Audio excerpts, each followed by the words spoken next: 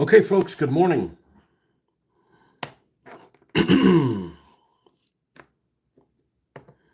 Back and doing it again. I took some time this morning to clear some of the space.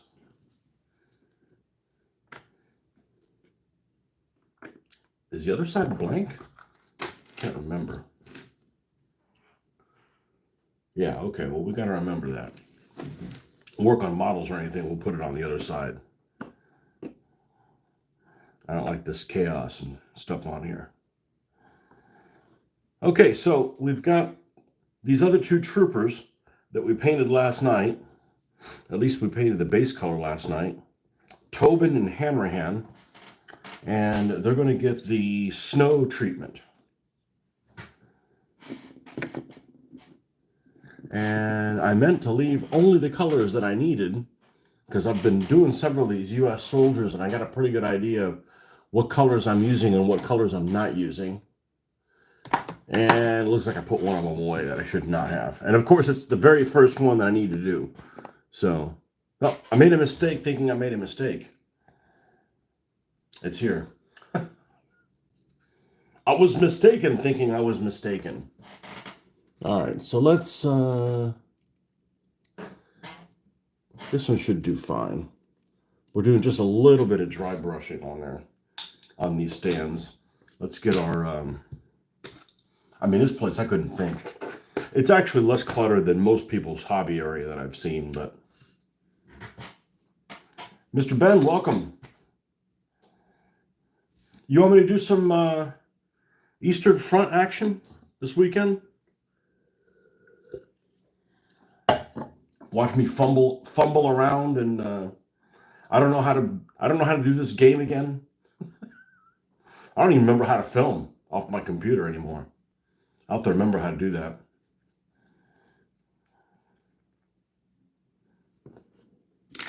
See if I have to take a Panzer II and run it into an infantry gun. Yeah, I'm not going to play stupid, but sometimes, there's a time and place for everything. And I could tell you what, I could count. What game was it? Advanced Squad Leader. Advanced Squad Leader that I used to play a lot way back when had this thing called Overrun. And I'm sitting there thinking, why would I ever want to overrun something with a tank? Because my whole way of thinking is like, infantry, tank pins something down, infantry go and clean it up, right? You don't bring in tanks like at point, you don't use tanks like in Saving Private Ryan in the middle of a freaking town, Like they stay far away from infantry. That way they can't, succumb to a stupid death. A stupid death is like get knocked out by infantry for a tank. So I never used overruns in something like ASL, ever. Mr. Jeffrey, it's always the things in plain sight that we miss. That's right. Well, that's one of the reasons that I like to keep this kind of organized, because especially with the whole glasses on, glasses off scenario, which is annoying to say the least. And still, I would consider it a recent development because that's only happened in the last 4 or 5 years. I used to paint when all right, I had corrected vision to get rid of my nearsightedness, and I would paint it in corrected vision. So I'd paint in 20/20. Now, I don't need to see things this close. It's just kind of nice to, the monitor got a lot bigger, so to speak. Just a little bit of field drab on there.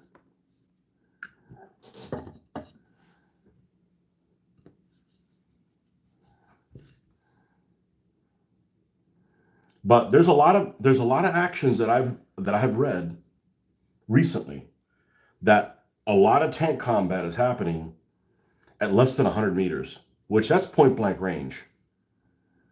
And it's just due to they don't see each other until they're really close, or they're in places that they don't need to be. You always have this scenario where it's like, oh, well, the German 88 can knock out a Russian tank at 3 kilometers away or whatever it is. Yeah, but if the visibility isn't that, it doesn't really matter. When we were playing Micro Armor, one of the reasons that it made infantry so worthless, other than the rules were so vague about how you played with them, so it didn't make them exciting at all, is, you have these tanks that could fire normally 60 inches away. On a micro armor, 60 inches away would be maximum range. And then there was this break point at 30 inches. There was a lot of tanks that couldn't fire past 30 inches, like all your Panzer IIIs, 2-pounders, things like that. But 30 inches is a long way away, when infantry can fire 2. So, even when you had close terrain, you're talking about 2-foot visibility. That's still a long way that the infantry's got to trudge across a field to come under fire, So, you're not going to simulate those. You're not going to simulate stuff like that in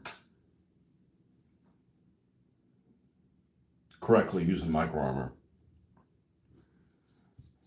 You need like a really close engagement, like 2 or 3, 4-inch range distance max. But that's also, we played those things when we were kids. Like, we'll put some woods over here, and we'll put that over there, and there's, our idea of a cramped battlefield is nothing but, is not cramped at all.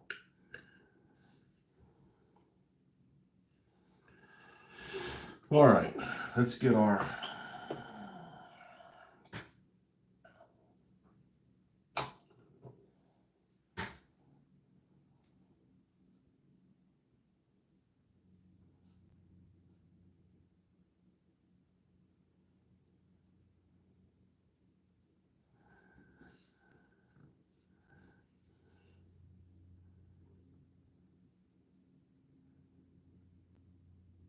my idea of skirmish war game focuses around grenades. Because if you start condensing the distance that grenades can be thrown, you need to start condensing the size of buildings, etc. So if you're only going to have people throw a grenade 4 inches away, and you're playing with 28 millimeter figures, then you probably need to use 15 millimeter buildings or 10 millimeter buildings with 28 millimeter figures. Or just not care, I see that there are new Face of Battle cards available on War Games. Well, I saw that and I'm sitting there thinking, who the hell would buy that? I won't be buying any. They look nice, but that's a big cost to shuffle cards. Nope, no thanks. Not a card shuffler here. I'm very happy with the chits. And I don't want to flip 2 cards at the same time. I want it to be, one guy does an action and the other guy does an action. Or think of it as they both flip at the same time and I have to go move one of them first. That's the guy flipped first. If you want the element of surprise out of it, yeah, it's just spend all this time making decks, making sure they're the same amount of cards. Somebody dies, right? So now every turn you got to reshuffle the decks to make sure they have the same amount of. It's just like that's just a lot of extra work. That's a lot of busy work.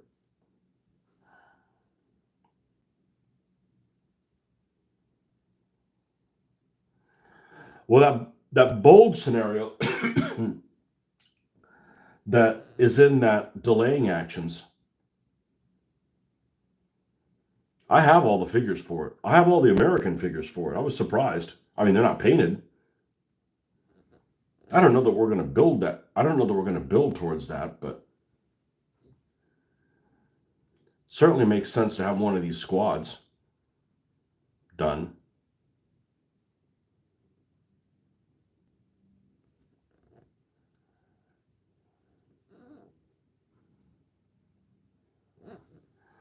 I dug out the Platoon 20 figures. I did not have a very successful paint session yesterday. That's fine. I painted the base stands on these guys. And that's about it. Not a big deal. It's not like I had to eat some roaches for $100 or something.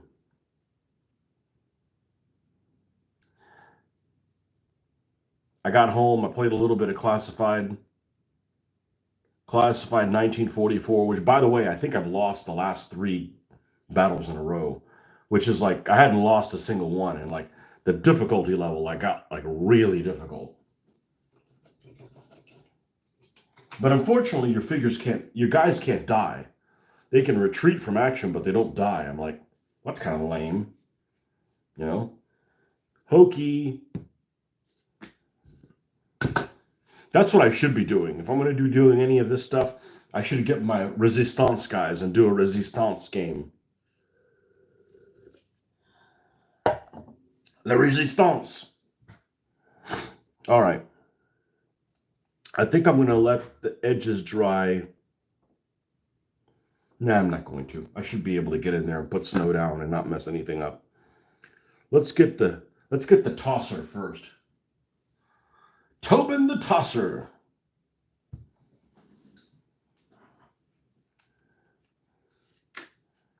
You're saying that like it's a bad thing. Whatever, that's what this guy likes to do. He likes to toss.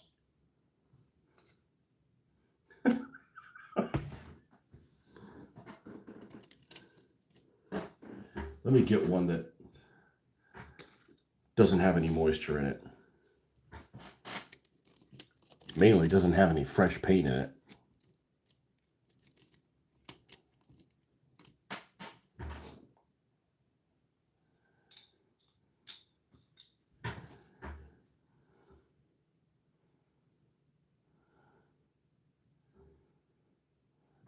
So there's a couple of theaters of World War II that I never see anybody doing stuff of.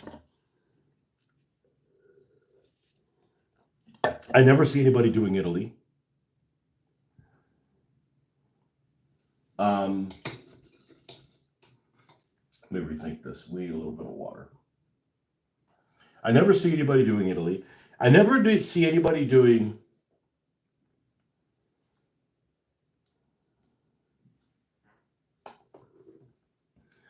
like Canadians in 1945 or something like that, or really British in 1945. I never see like really, really, really, really late war Western Front, and never really, really late war Western Front Commonwealth. Never see it.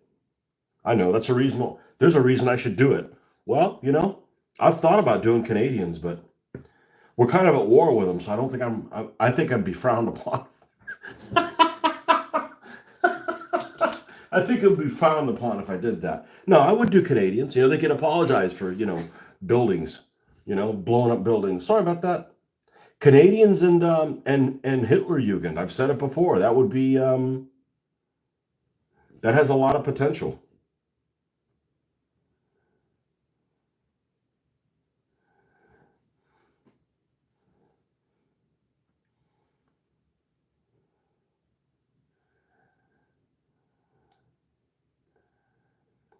You look at. I have stuff on my computer.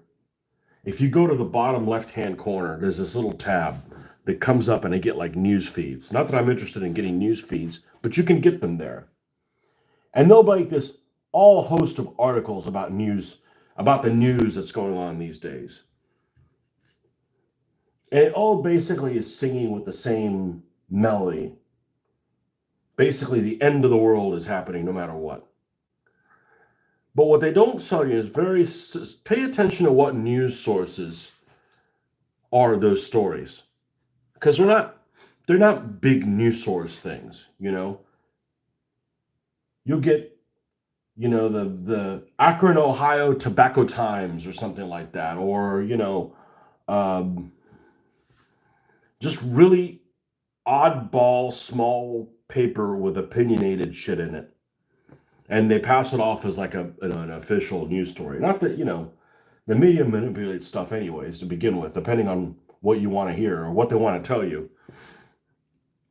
But even without that, you have all these news stories and all these, like, you start looking like that's kind of an odd article, and you look at it and like, what's the article from? It's like from, some source you've never heard of your entire life that somebody created in a basement many times. So what I've started doing is I start blocking some of those sources. Like I'm not interested in this make believe kind of stuff. That's why I don't watch the news. It's just they're always trying to push a narrative. I don't just tell me the freaking news, man. I'm a big boy.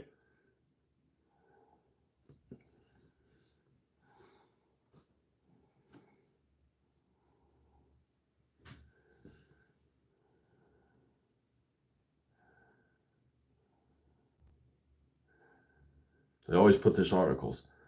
As the one that's really common, I moved um, I moved to Germany, or I moved to El Salvador, or I moved to the UK, or I moved to Australia, or anywhere from the US. And here's why I can't move back. Fine, fucking leave.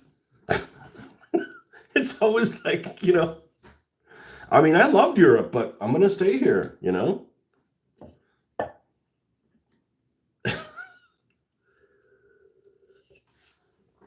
Same thing, plane crashes. Now they're like, oh, we got to put all these plane crash episodes.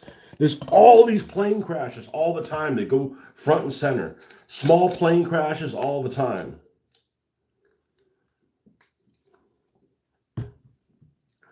It's been happening all the time. Don't get in a fucking small plane.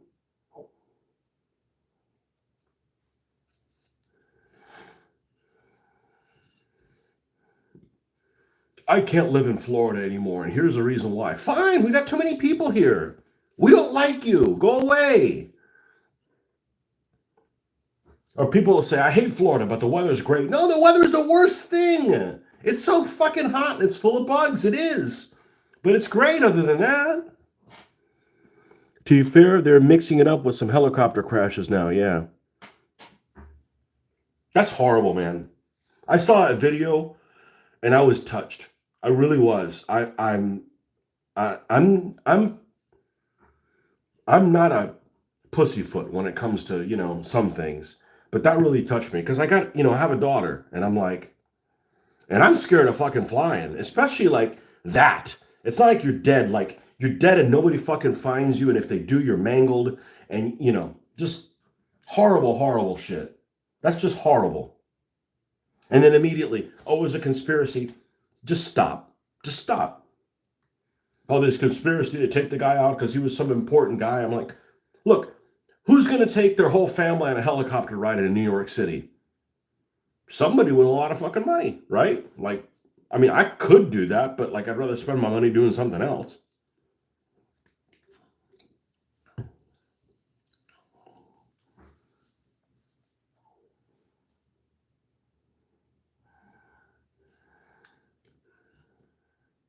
That's horrible. It's just horrible. Absolutely horrible.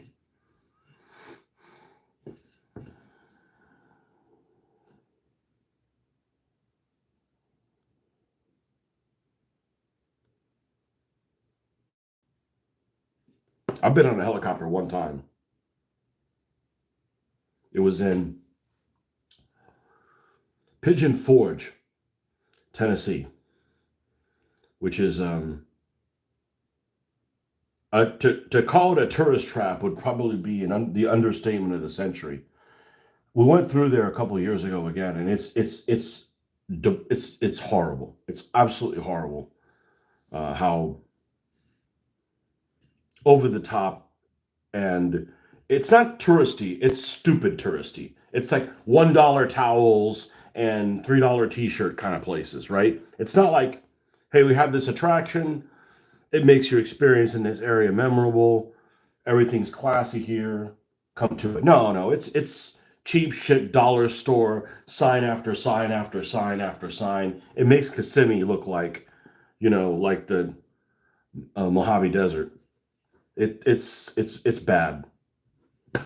And I'm not a anti-commercialized person, and I'm not an anti and but you got to have some balance. You can't just have like a bunch of road signs, come see it kind of thing.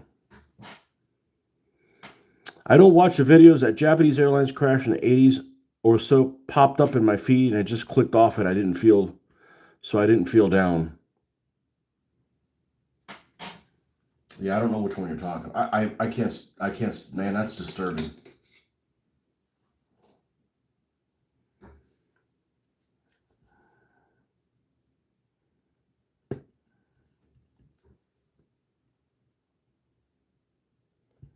Yeah, I don't like seeing stuff like that.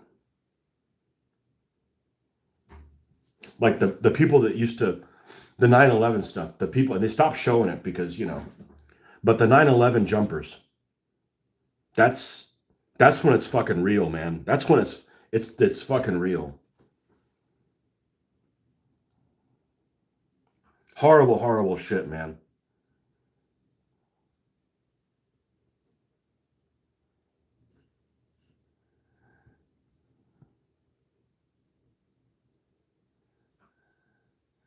When stupid things happen to people when they do stupid things, like, somebody gets killed, and they're standing in front of the jet exhaust on Maho Beach in I think it's called Maho Beach, might be called something else, on in St. Martin. Well, you're a fucking idiot, okay? That shouldn't have happened. But when something that happens 1,000 times and it's fine, and then it's a horrific accident,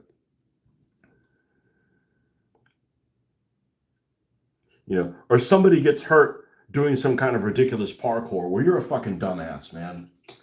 There's kids that are like born with like they're not able to live, and you're like throwing your life away, kind of shit.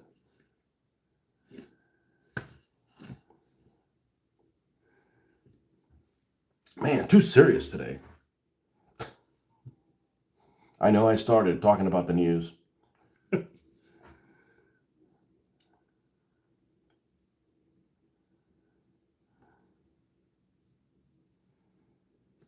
When we flew into Washington, D.C., on my second trip to Washington, D.C., it was my first trip I took when Reagan was president. I went with my family up in 86, something like that. We drove up there. We went again when my daughter was 10 years old because they have a thing here in the United States that the safety patrol, basically fifth grade, takes this trip to go to DC. Well, it costs a lot of money and they got to go with chaperones and it takes 3 days and people sleep on a bus and you basically don't see anything. It's inconvenient and it costs a lot of money. So like, fuck it, we're going to do it ourselves. So we took our daughter up there and we flew into Reagan National Airport, whatever it's called. And we're coming from the south. And the airport, if I remember correctly, the runway is pretty much north-south. But you don't land. You come in from the south, but you don't land on the south part of the runway. You actually land on the north part of the runway. So you have to do a 180. And in doing the 180, you get really close to a lot of stuff that you're like, man, should we be this close to this? And the Lincoln Memorial. We're landing, and the Lincoln Memorial is probably 500 feet from the wingtip. Maybe it's less than that. I don't know. It's kind of hard to judge. It seemed too close. It seemed way too close to be landing that close to a building. And yeah, it's all fun and games until somebody doesn't adjust for windage.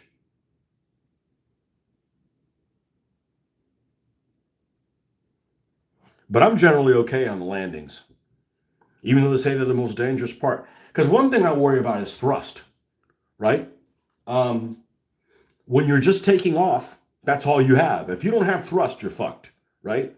When you're landing, you have you've had some fuel in the system. The fuel has worked in the plane for a couple hours, so that's working okay. I mean, sure, you could have a clog, but I just feel a lot more comfortable landing.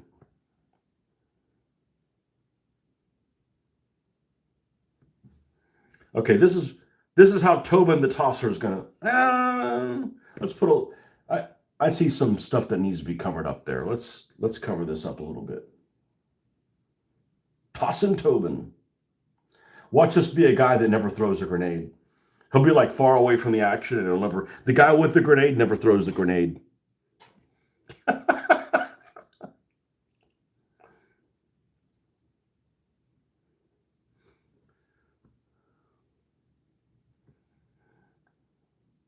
Yeah, that video, Jeffrey, you sent me the Stalingrad. I'd seen that one before, and everything was like textbook. Like, okay, we're gonna bring a tank up. It's gonna provide fire support. We're gonna unload our Panzer Grenadiers off the back of the half track behind the tank. We're good, right? And then the half track takes off towards the enemy. I'm like, that thing's armed with like a machine gun and 20 millimeters of armor, and that's it. If anybody shouldn't be walking towards it to be the tank.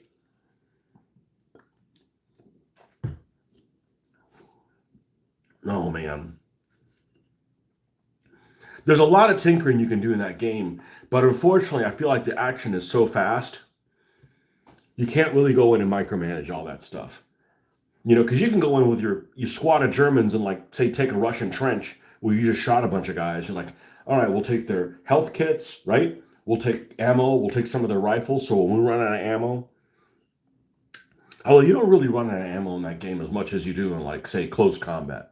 I feel like in close combat you run out of ammo a lot more, especially the Market Garden one.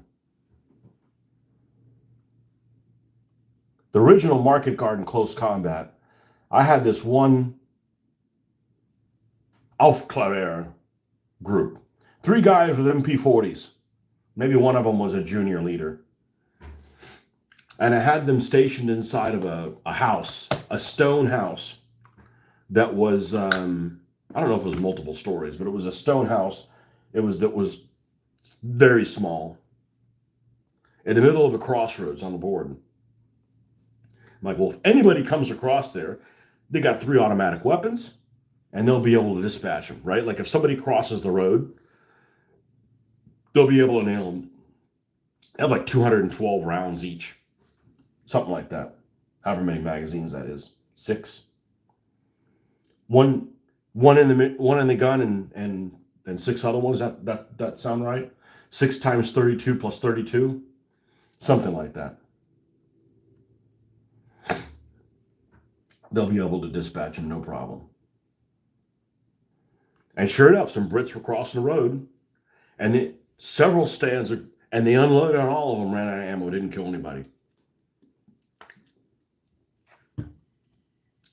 I was never a fan of that Market Garden game. Not because it's Market Garden, but because it was just so hard to fucking hit anybody.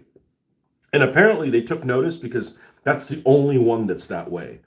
The Russian front one, everything is fine, and the ones afterwards are all fine as well. It's just that Market Garden one. I haven't played the relaunch, even though I have it. But the original Market Garden game was, and there's a lot of situations in that particular module that are difficult to kind of flesh out what's really going on, because it is a 3-dimensional space that's represented in 2 dimensions.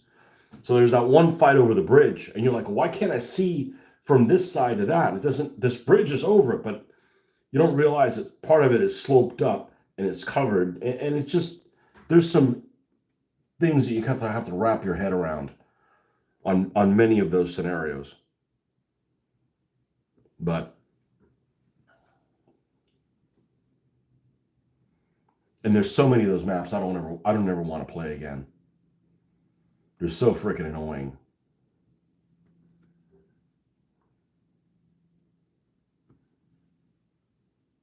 But I do like the way that game handles a couple things. And one of them is like, okay, you have to capture these points. But if you don't and you run out of time, then however far you penetrated, when you fight on that board again, you get to set up on those areas that have been cleared. And I like that. Because maybe you'll start clearing an area that you can use it for future battles, even though it doesn't do you any good in this particular engagement. And that's a cool concept.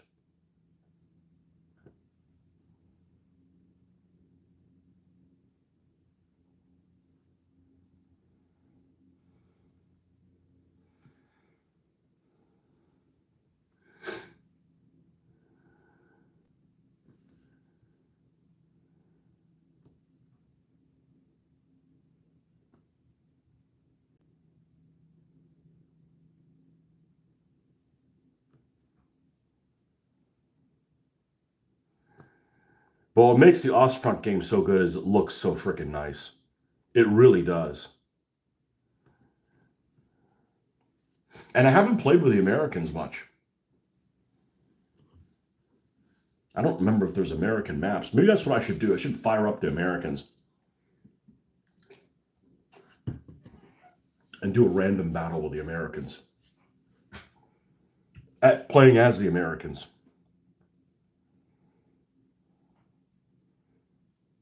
Because other than playing that stupid Ranger battle, that's really unsatisfying. Trying to figure out how to learn how to play the game, and then you're getting, oh, here, enjoy this rocky beach with nowhere to hide. And you can't figure out how to climb up the damn, just... That's like the battle you should do last.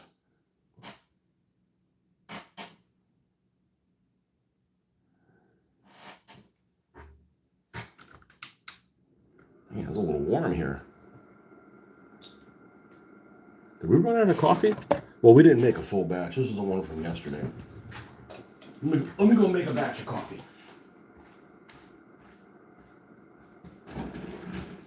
A cup of coffee, really.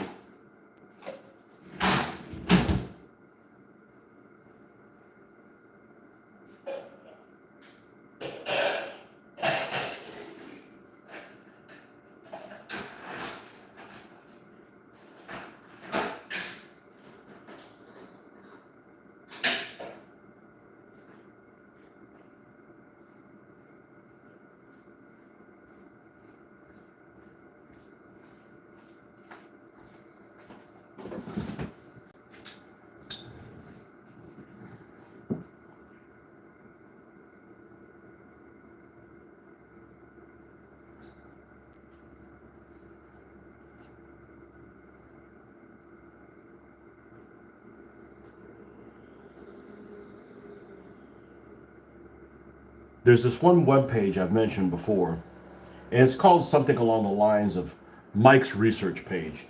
And every time it seems that I have a question about a particular unit or something interesting, he has an article on it. And I don't know who this guy is, but I really like his articles. So the other day I was thinking, man, I don't have any jumbos. And jumbo Shermans are probably the best looking American tank, in my opinion. Well, it's always my opinion, otherwise I wouldn't be saying it. I like the way jumbos look. I don't care if they have a 76 or 75, they both look good.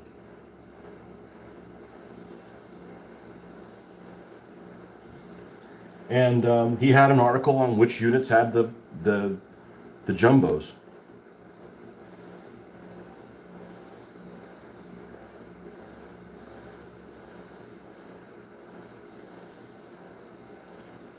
Italy makes them, but they make them in a 2-pack, and all the hatches are freaking closed. Which, like I said, if I was going to have 6 of a tank, I'd only want one of them with the hatch open. It's not like I want them all with a hatch open. I like to have a tank being able to see that there's somebody in there, so you can gauge like the size of it.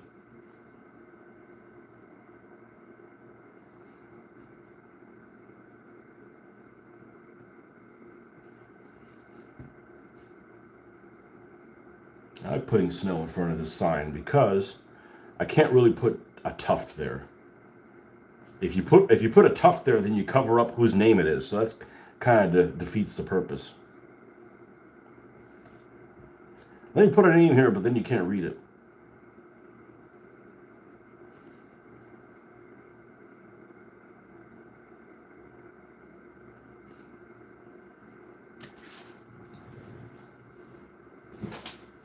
I think we're good. Yeah.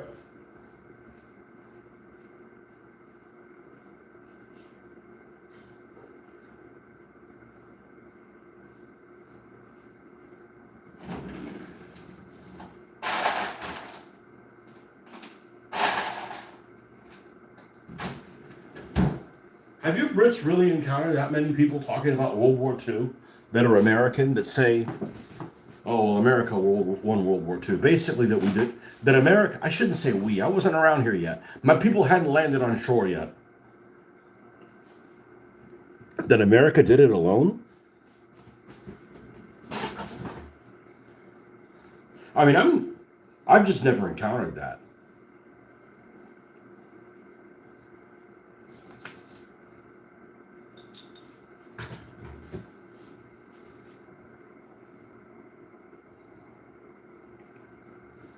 So yeah, the problem with the thing I don't like about doing Americans is I don't want to be labeled as a wereaboo, and I don't want to be labeled as somebody like, oh, this is America. You're Americans doing Americans. Like, I rarely do American stuff.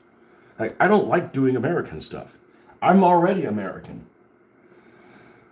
I can't do silly accents when I'm playing Americans. I mean, I can, but they're gonna be from the South.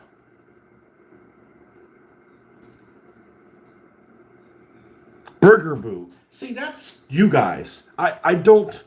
I Burger Boo sounds like somebody from Hamburg.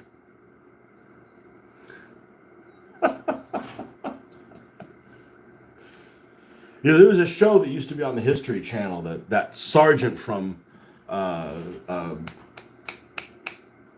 Full Metal Jacket was in it, Ermy, and he was just so full of propaganda. But that was his thing, and like he didn't like anything that wasn't American. And I get that. He drank the Kool-Aid, right? He made the fucking Kool-Aid that other people drank. I get it. But I'm not that way. I can be objective. You know, same thing. I don't want to be a British historian like, oh, if it's not British, it's crap. No, there's crap that everybody made.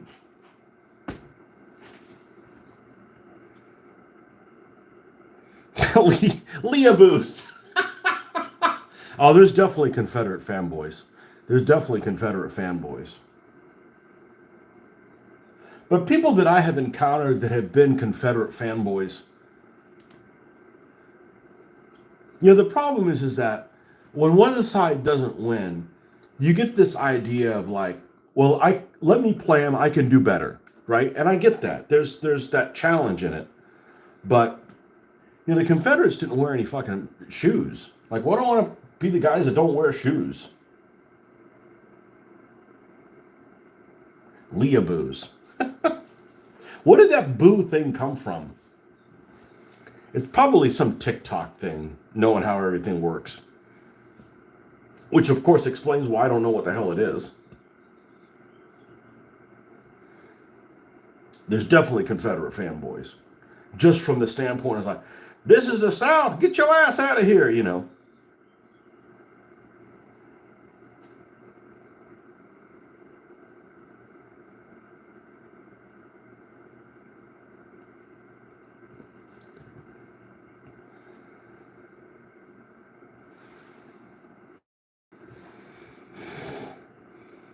A British superfan is a Teaboo. Oh man, they got everything.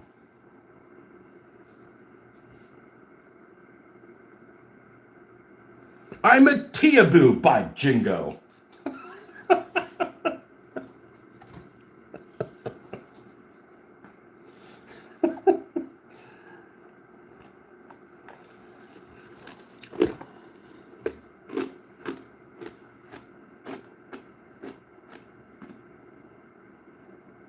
What's an Italian? A pasta boo? Are there any Italian fanboys? From a webcomic called Perry Bible Fellowship. Wow, that's a very. I'm not picking up a copy of that. That sounds like boring as shit. They had people chanting "weeaboo," and it got picked up and turned into a term for super nerdy anime fans. Well, that's why I don't know what it is. I'm not an anime.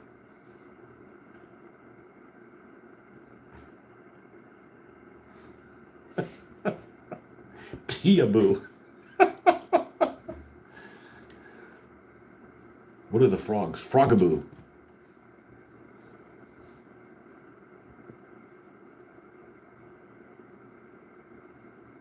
The French should be glad that they're considered that people call them frogs and not snails. Because I think frogs are cool. I mean, I don't want to be stepping on them. I don't want them all over my house, but frogs are cool. If one's in the way, Like I've saved frogs before. Like get out of here. Don't. Frogs are good, man. Go out and eat bugs. At least the frogs we have in Florida are really cute.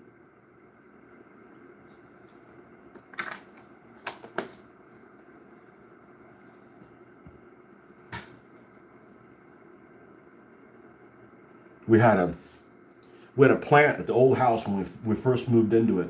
We had this space in the center between the front door and the garage, whatever you want to call it. A couple windows there for the dining room, and we didn't have a plant there. And we went and we wanted to get this thing called a lady palm, and it's like a palm tree, but it's got these fronds they're about this size, and it's soft fronds, like they don't cut you and stuff like that. So we went to this store and we bought this lady palm, which ended up doing really well there, grew exponentially, but we get it and it's in a plastic container to hold the dirt in, and we pull the thing off to go plant it, and it is covered in red ants, and they're just pouring out of it. And we had just cleared that area before, and we're like, oh shit, what are we going to do with this? And here comes this little toad. It just happened to be a toad there. He was on patrol, which the toads here in Florida are extra super cute. It's like a camouflage frog that's not as jumpy, and he's zapping them. He's eating one after the other. I said, "Go get him, Toady!" Yeah, he was about the size of this Sherman. So, get him, Toady! I like those creatures, man. Anything eats bugs, insects. I'm a fan of them. Pasta boo for the Italians. Weeaboo is the French one. Oh, man.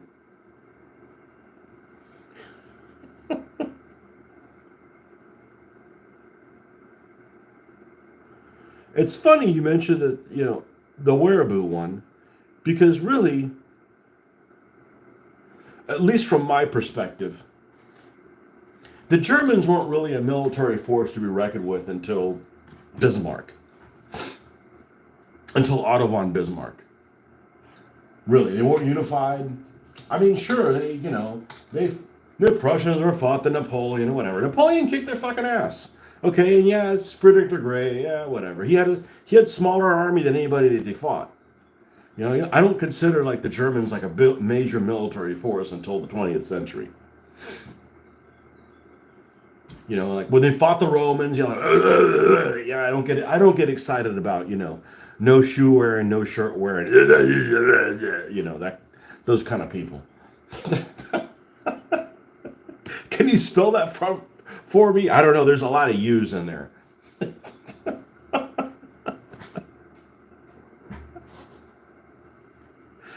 Oh man, start up a restaurant. And it's a barbarian themed restaurant, and all the menu items are named like that. I'll have two of that.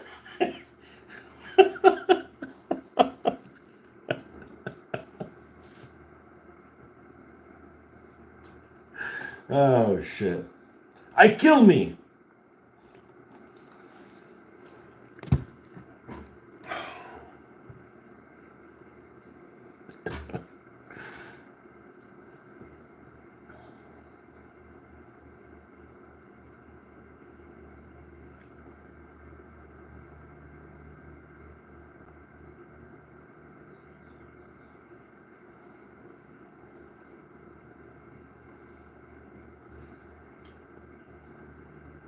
Yeah, but I don't listen to the news because the next thing you know, they're about to draft everybody in Europe to send them into Ukraine. They're always trying to start trouble. There's always trying to create panic before there's anything to panic about. Draft all you guys in Europe and okay.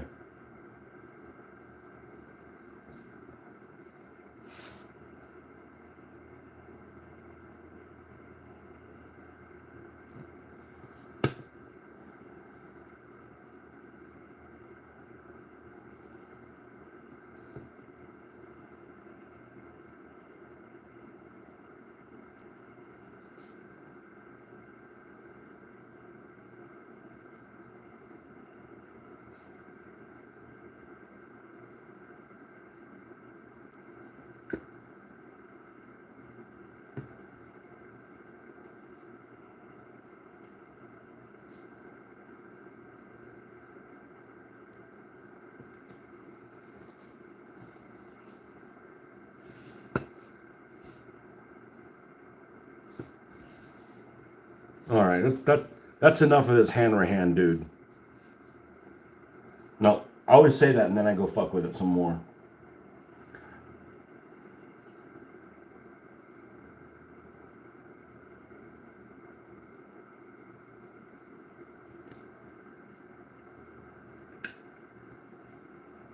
No.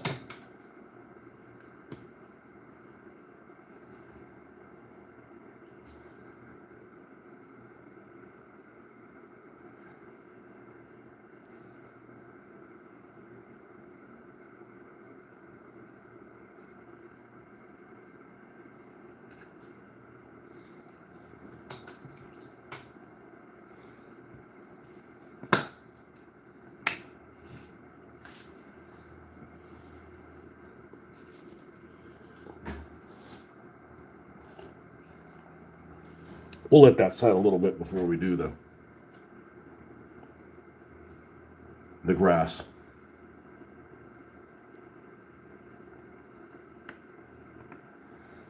All right. So we were working on this clown, whatever his name is, with the rifle grenade. With the rifle grenade of an unusually small size.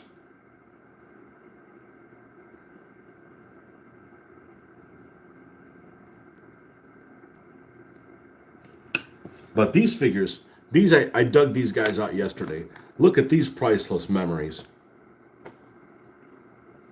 I'm sure Jeffrey has some of these. Might not have them anymore, but let's flip this. Let's flip this around.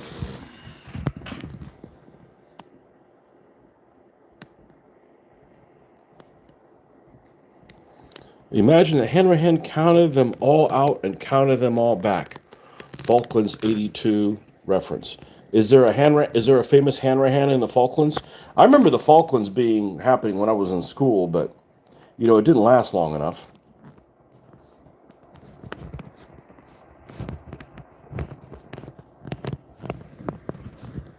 Okay, look at these precious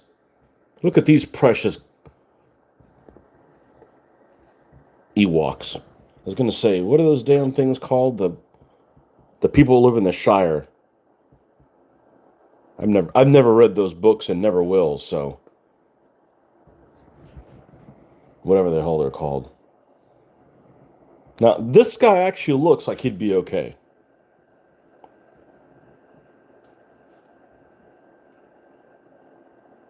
He's got a bit of a chipmunk of a face.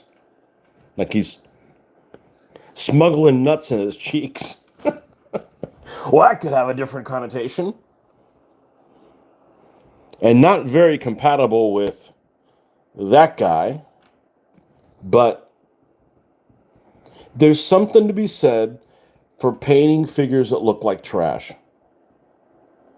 and making them look halfway decent. And I think at some point I probably am going to paint them. I mean, his Thompson seems okay. The pose is good. The only problem is he has a really big head. He has a really big head that doesn't really bother me. Okay, it's not sculpted in an offensive way, like FAA. God, I hate FAA. FAA with their cheekbones. Hobbit. That's what I'm thinking of. Hobbits. This guy looks. Okay, you ready for this? This guy's head looks like the guy that's on the front of Trenchfoot. Doesn't it? I mean, his nose isn't big enough.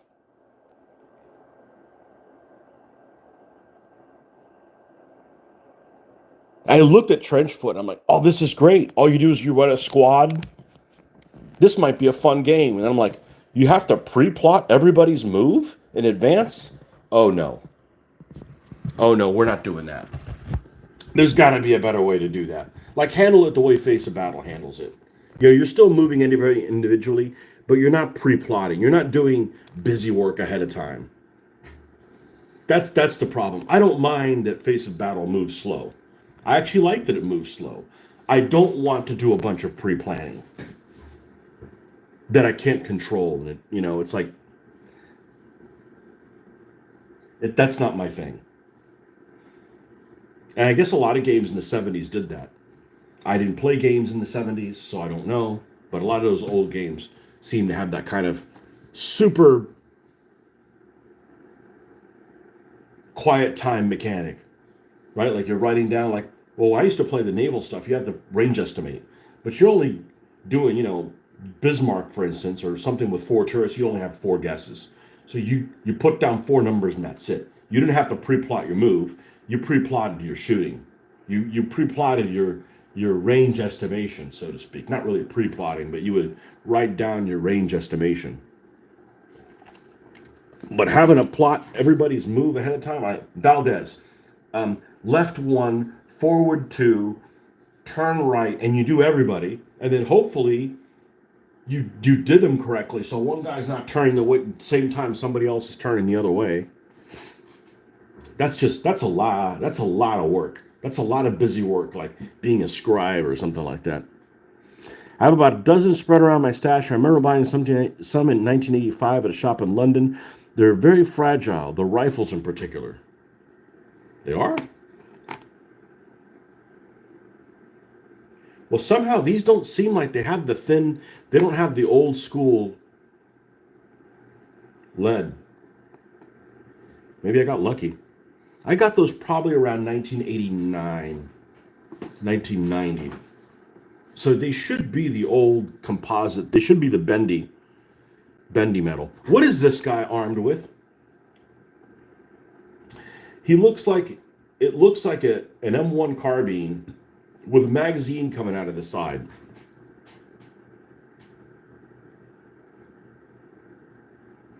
I don't know what the hell he's armed with. And these guys are supposed to be airborne, which I guess kind of sucks, but maybe I can make them airborne guys in the snow. I don't have this Bastogne. Got to do Bastogne. Like, nah, that's too limiting.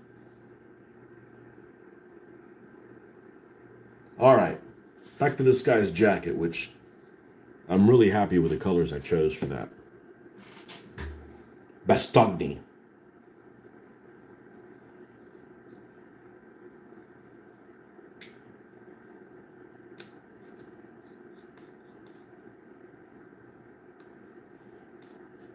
Hold on a second. I'll be right back.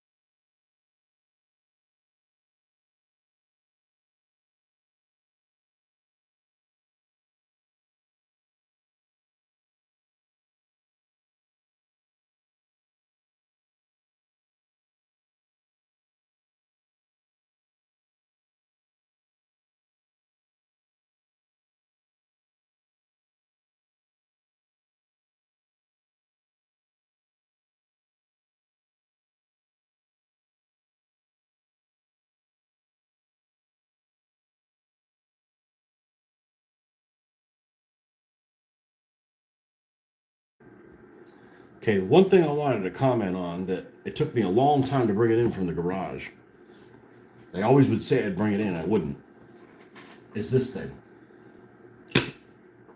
And this is a Corgi branded, at least here in the United States, M3 Scout car. And I'm like, there's a couple things that I'm like, man, this has got to be almost exactly 1/72nd scale. Well, I have one that I picked up at the world's largest hobby store, the Century Box. This 1/76th, and it's a little bit bigger. So if it's not 1/72nd, it's pretty close. Now, it's got some issues. Like it's got a cannon that looks like it's about an 88 millimeter in girth, and the machine guns are a little heavy-handed looking. But I'd buy more of these if they were, if they were available for a decent price. I picked this up, I don't know, a long time ago. But this is damn near 1/72nd scale. So I had it repainted for my imaginary African nation, but I'm probably going to repaint it for the Americans and maybe even do it in snow. I don't know, just a thought. Which is funny because the Sherman, same one, is closer to 76. Where is the Sherman? Yeah, this is the Corgi Sherman. It's like 1/76. What is this thing that it has here?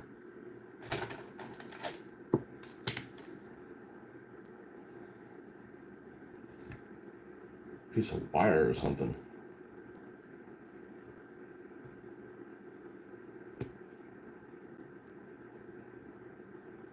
Hair or bristle or something. This has got the dark wash on it. The only bad thing about these is they're die cast, so I can't drill this out to put I won't drill this out to put an antenna. It's just fucking dangerous. I'm gonna lose a finger over it. I don't like that at all. So, and the half tracks are like perfect. I got 3. The half tracks from Corgi are perfect. So, but those are available for $3-4 or whatever. Back in the day. Looks like an FG42, maybe a German para. Yeah, I don't know what it is. I mean,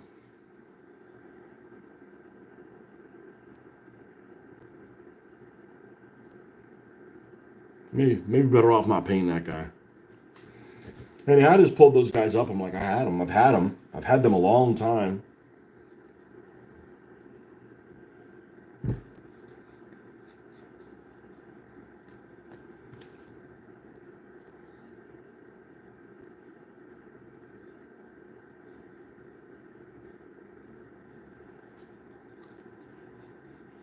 But those guys are all considered to be airborne. I didn't realize that. It's fine. You just have pockets in there. They just have pockets in their pants, cargo pants. I think that scenario requires some engineers with flamethrowers. I got guys with flamethrowers. I think, a guy with a flamethrower. But you look at that scenario and it's like all like, it's hokey. It's like trying to represent an area that's many, many, many square miles with done in a hokey way. It might be, believable, like micro armor or something like that. Same thing with that Tunisian one, but I don't know. I thought the Tunisian one would be interesting.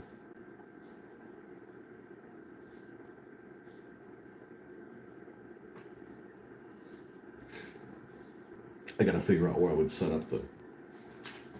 Again, I guess clear that up and set the computer up over there. And man, I don't remember how to film. I don't remember how to film the screen. I think it's through Streamlabs. And I do like a share the. I don't remember. I'm sure I'll fuck it up probably doing it. It's just been so long.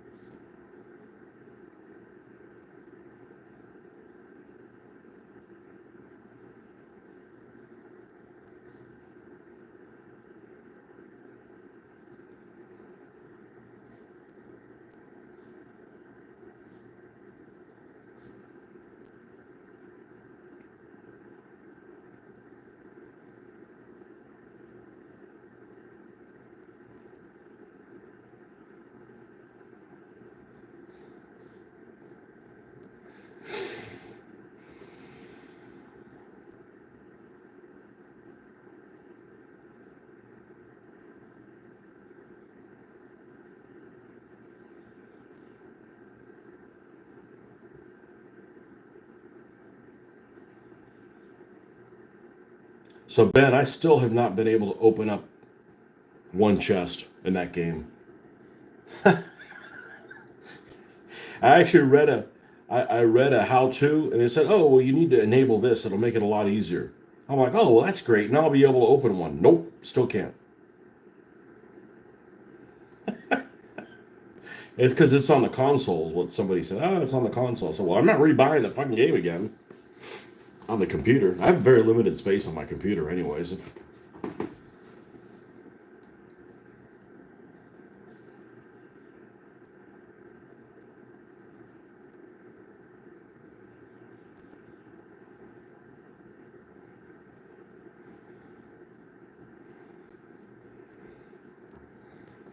Anybody who's up in arms, this doesn't work really well. I'm like, oh man, news to me.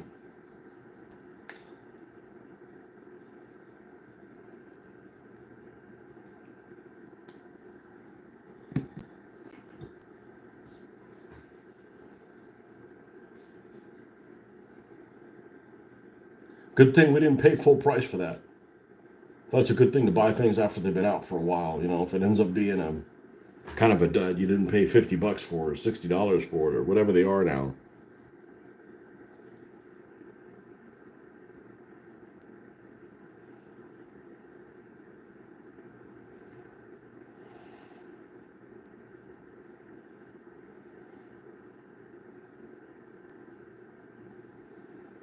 Well, I did sit around and finally and watch them. I noticed that another season of Black Mirror dropped. I did watch one episode yesterday. It was fucking sad. I don't like episodes of something where bad stuff happens to people that don't deserve it.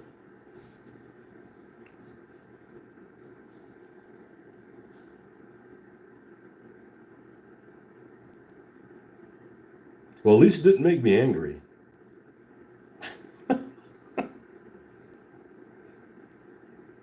That's a British series, isn't it? Or at least originally it was a British series.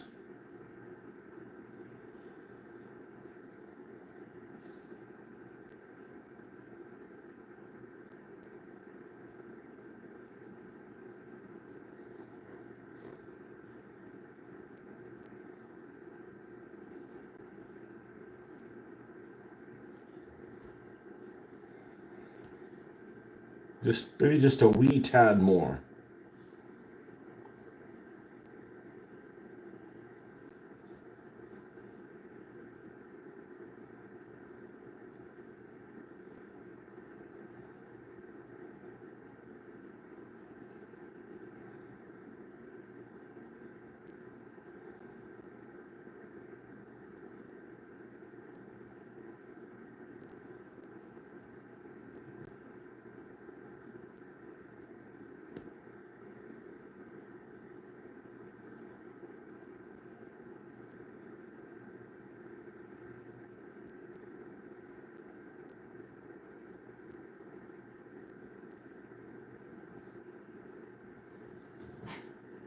I watched one episode many moons ago. Was it White Bear? The episode of episodes. There's several of them that I've liked. They're almost all thought provoking. Sometimes the thoughts they provoke are not, I'm gonna say bad, but White Bear is so fucking good.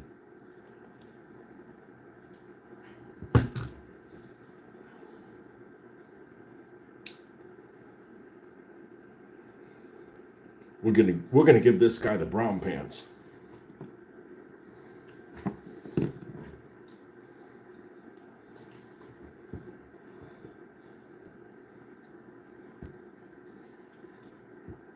A couple of them have been good. Most of them are like, oh, I won't see that again. You know. Originally Channel 4 UK, first two series and a Christmas special before it was bought up by Netflix. Charlie Brooker reckons it could go on forever. There's so much potential. Well, yeah. What I don't like about this series, if there's one thing I don't like about this series, or that is that most of the episodes have this connotation of, not this connotation, they have this feeling like I'm a little scared to watch them in a dark room by myself. There's almost like a jump scare coming, and I know it's not coming, but almost kind of like that scene in 2001 towards the end where he's watching the alien eat, and it's so quiet, and I'm expecting something to happen, and nothing happens. It's, like,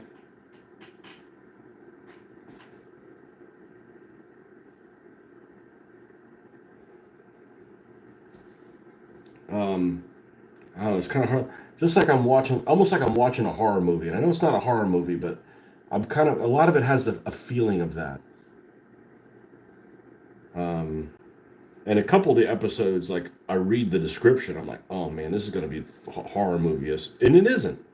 But I'm like, so I'm watching it with some trepidation. Let's put it that way. I'm watching it with trepidation.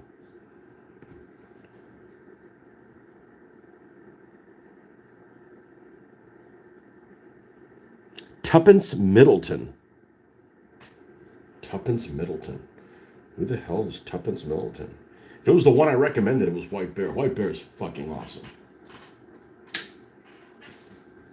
Tuppence Middleton. Is that a real name?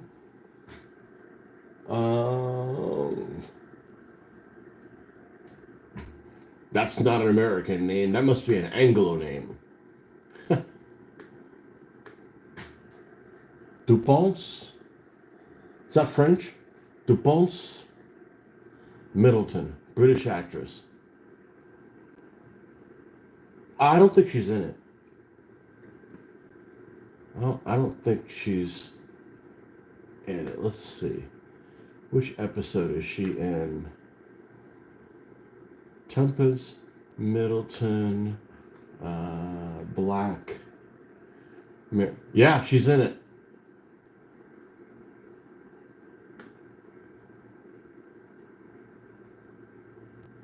Oh, okay, she's that girl. Okay. Yeah, she's kind of a pivotal role. Yeah, that's a great episode. Oh my God, that's a great episode.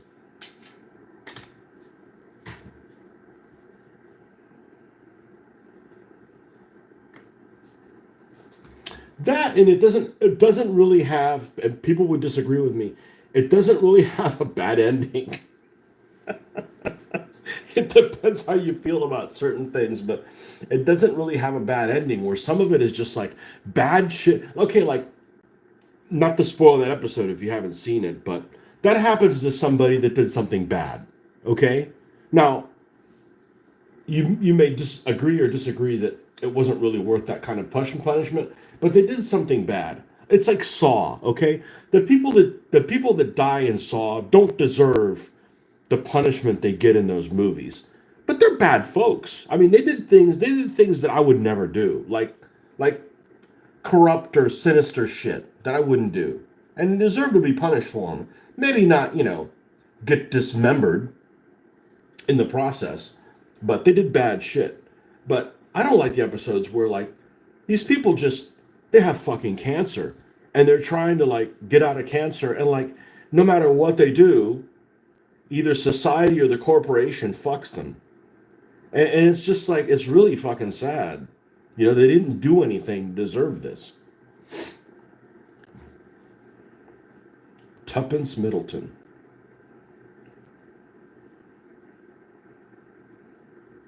Kind of looks a little bit like the, at least in that episode, like the girl from that was in, oh man, what's her name? That was in Zombieland. The young girl that was we call her the hippo girl because she was in this romantic comedy with Kate Hudson, and she played a little girl that had a stuffed animal hippo.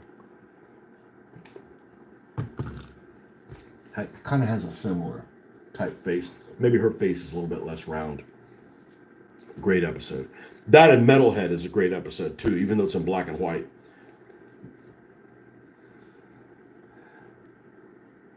But some of the others, I like them because they're thought provoking and at least make you think. They make you think about stuff. Like, what would you do in that kind of situation, kind of thing.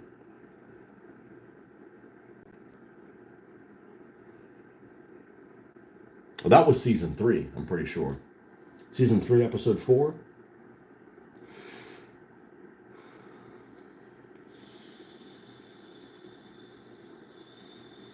I've recommended that episode, I don't know, half a dozen people, and everybody that watched it was like, no way. Yep. Including my daughter. That's not a series I'd want to watch with my daughter, unless I've seen the episode.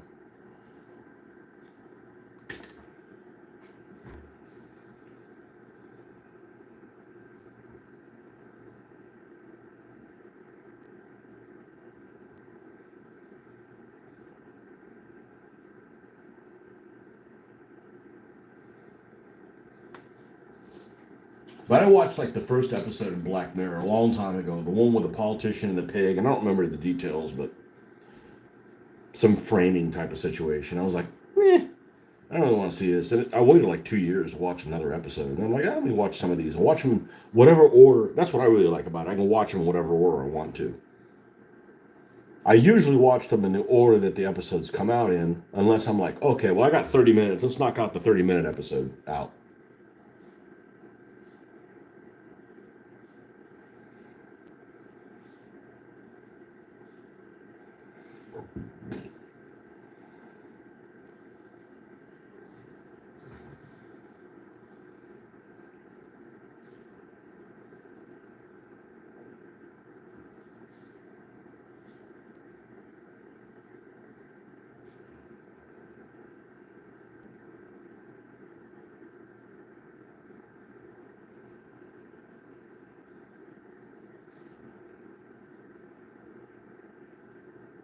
This brush is way too big for this. But we're still using it anyways.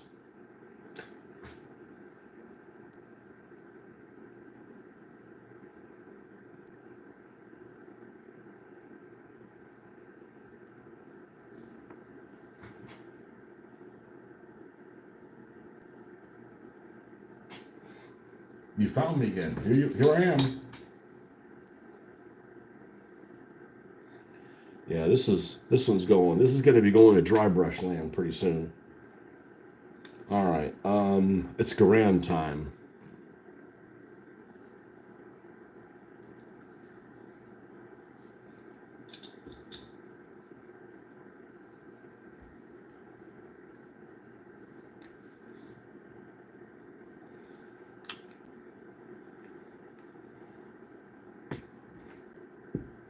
But most of the episodes have been all right. Only one's made me flat out angry.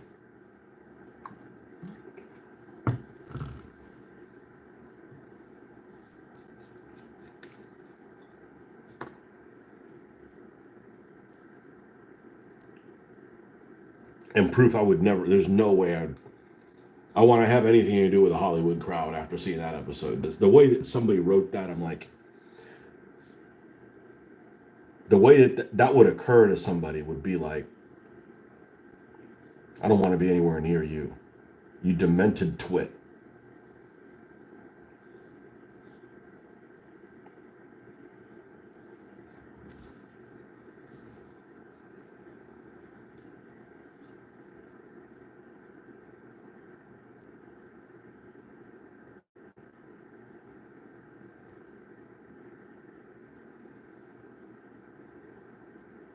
I can't remember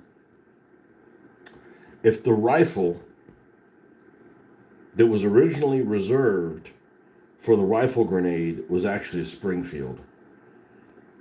I want to say there was an issue with some of the Garans. The Garans, you couldn't use them to fire the rifle grenade or something like that. Maybe I'm mistaken.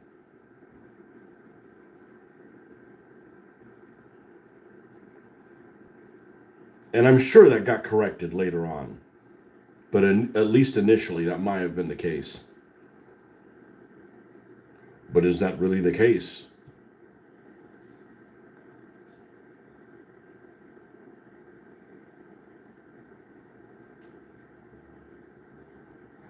What's that guy going to do for a living now?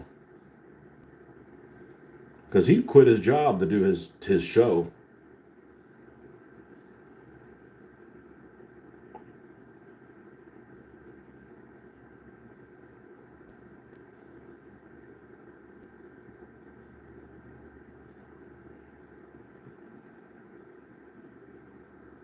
I guess you can do that in the UK. You can't do that in the US because then you can't go to the you can't go. You got to have insurance to cover the doctor visits, or you just don't go to the doctor.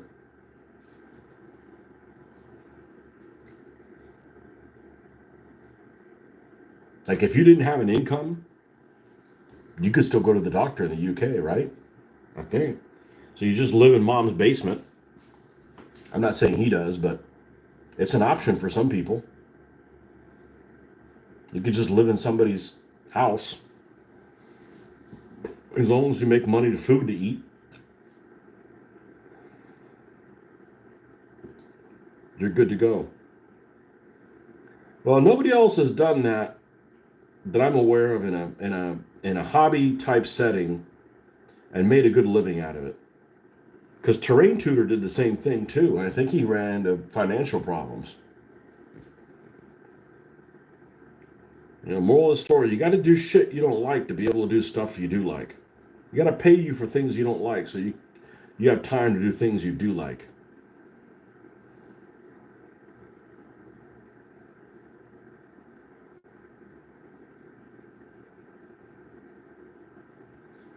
Right, we still have the white here.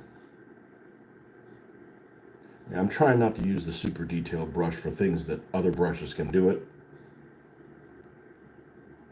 Got to be a little frugal with those brushes that are hard to find for special brushes with a special set of skills.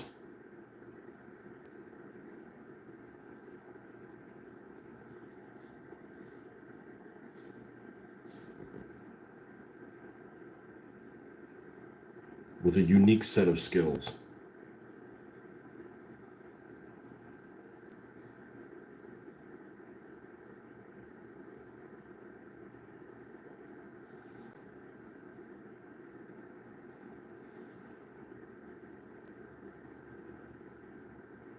And we're going to need to find out what color that rifle grenade is. And probably some form of olive drab. I'm not even going to look it up. That's what I'm going to go with. Now, for his strappings, he's a strapping young lad. For his strappings, we are going to use the thinner brush.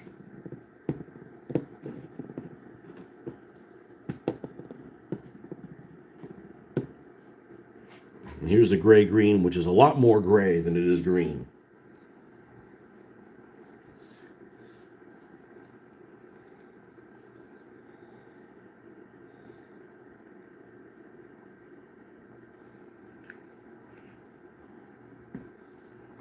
Well, it's been a while since I've done some figures, so I figured it was time to do some of those. All right, we're going to need this. This should be the two culprits. The one you can read the sign of what size it is, and the one you can't.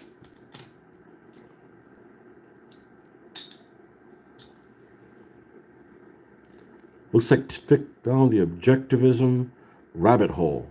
Oh man, you're gonna make me have to look at that up, man. Well, it is an educational channel,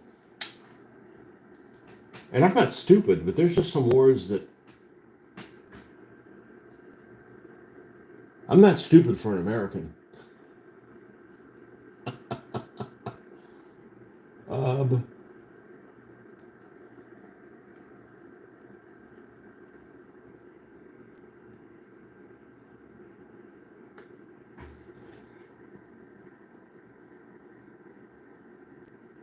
Objectivism is a philosophical system named and developed by Russian American Ayn Rand.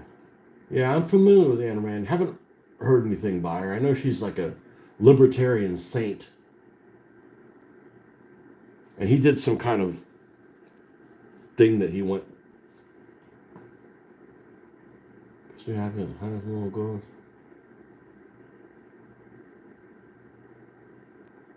concept man as, let's see.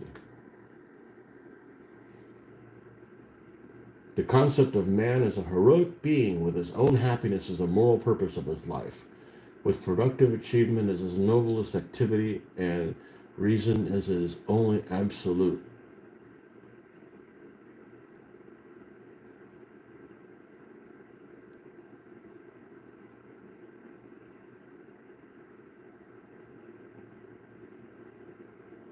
Well, I mean, I agree with a lot of libertarian stuff, you know. Which, by the way, when I was thinking about that the other day when I was labeling myself, I mislabeled myself. What I meant to say, I'm a conservative libertarian. That's what I meant to say. Because there's a lot of this stuff, but a lot of the libertarians are like, we just want to do a bunch of drugs. Yeah, fuck drugs. Okay, I'm not interested in that shit. But you know, um, and I'm really anti-corruption of any kind. That's really the worst thing. So, because it's basically somebody's lying to you. You know, that's why I don't understand these people that are like, "Oh, this politician's out for my good." No, they're not. They're just a bunch of fucking liars. You know, every single one of them. They're liars. So, what do I have? What do I care about what some politician's going to say to me if they're lying to me? You know, I don't lie to people. I think that's one of the worst things you can do is be a liar.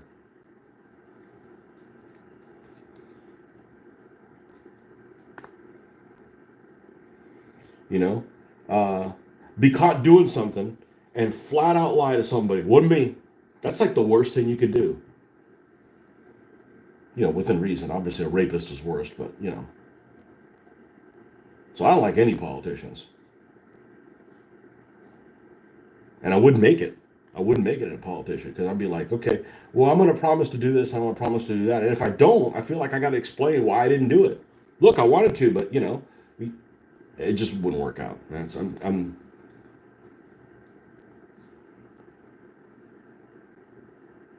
So what? He went to some conference, and all of a sudden he's all like, I don't know. He said he basically changed. It seems like he was one of these woke guys before woke was a thing, the woke equivalent, and he changed his tune, looking more into it. Hey, you know, there's something to be said for somebody changing, figuring out what things are, and changing their mindset because of it. I'm not necessarily saying it was the right thing to do, but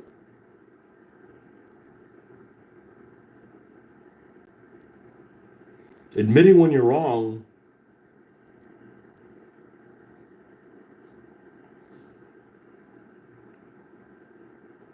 I wouldn't have done all those. You know, is Hitler really a socialist? Look, there's socialist things in every system that you could label as socialist. You gotta have some kind of state, unfortunately. You have to. Because otherwise, some people would just go rampant. You know, if you didn't have a state, these corporations would just go nuts. The problem is the state and the corporations are in on it many times. Well, that doesn't fucking work.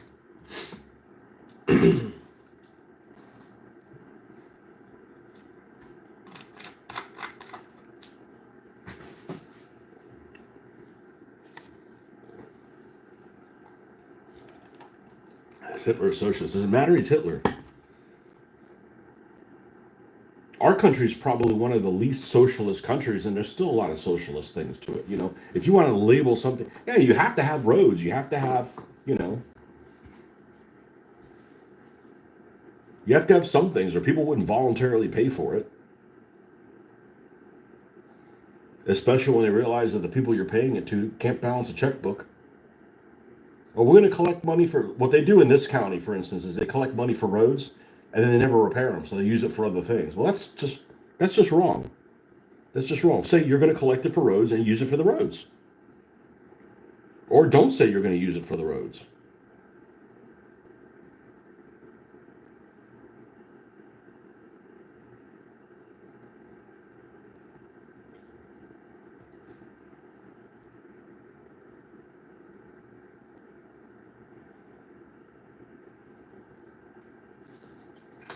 But you got to have balance. You can't just be like, oh, we can't spend any money on parks. Fuck the trees, cut them all down. Whoa, chill out, man. I mean, there's got to be balance. You can't just. I don't hate trees. I just don't want them up my ass. I don't. I want a 60-foot tree 60 feet from my house. I don't want to live in the fucking trees. Or you have a lawn that's destroyed by trees. I don't hate trees. Like I don't. I like that we have birds and stuff like that around here. I don't want them destroying my house. You know.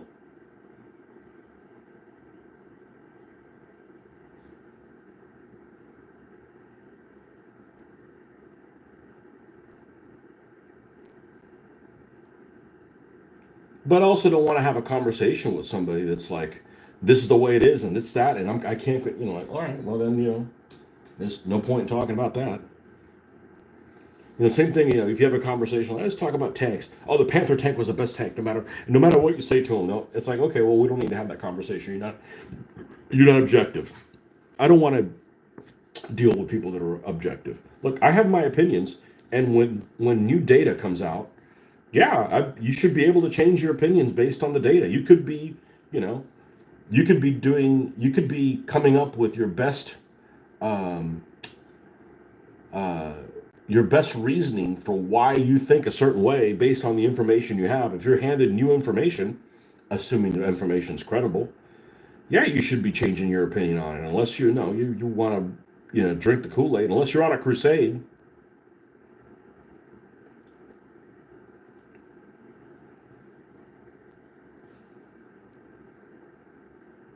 There's too many people on a crusade, or at least the media makes it look like there's too many people on a crusade.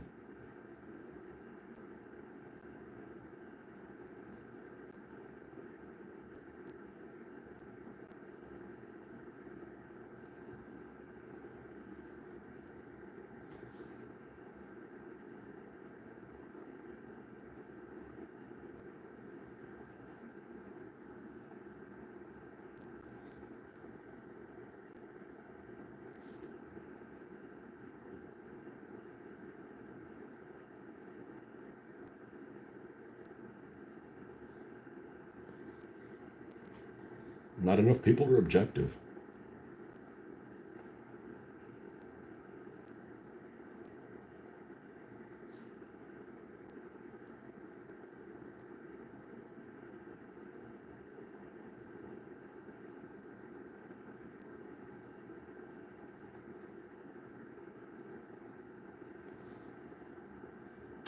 Most people, if you talk to them, have a lot in common with each other. And some people are just on the fringe and weird. But most people are, normal. I mean, most people that can keep a job, right? People that can't keep a job are addicted to things other than coffee, soda.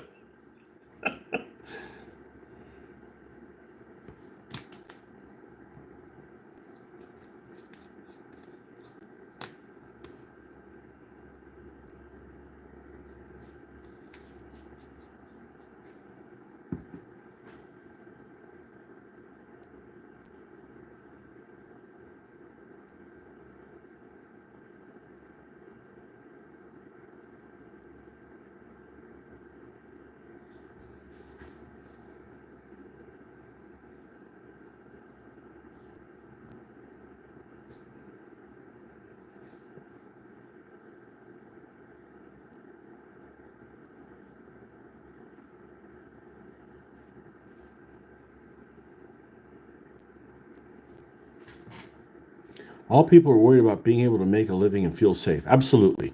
Politicians have to remember who elected them and why. Yep. And we don't have enough choices here. Because people say all the time, I don't know how you voted for so and so. I don't know how you guys can vote for so and so. They're this, that, or the other. I said, well, look at the other option. Like, I know, but that guy's a horrible person. I said, well, just think how bad we thought the other person was to vote for this one person you thought was horrible. Just think of it like that. I don't like any of them. I wouldn't want any of them for a neighbor.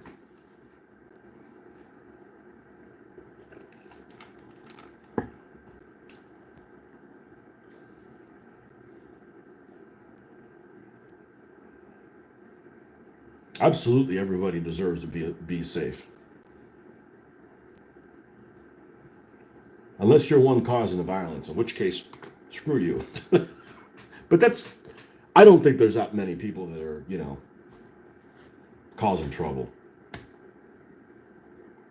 Just like I don't think that there's that many people that are like that crazy in the world. The problem is they speak the loudest and they can't shut up. Like these trolls, there can't be that many trolls, but man, they're everywhere. They don't have anything to do, and it's like the same person over and over again. There's this one local group that we use for Facebook that is just these two little towns, and it's the same people causing trouble there all the time.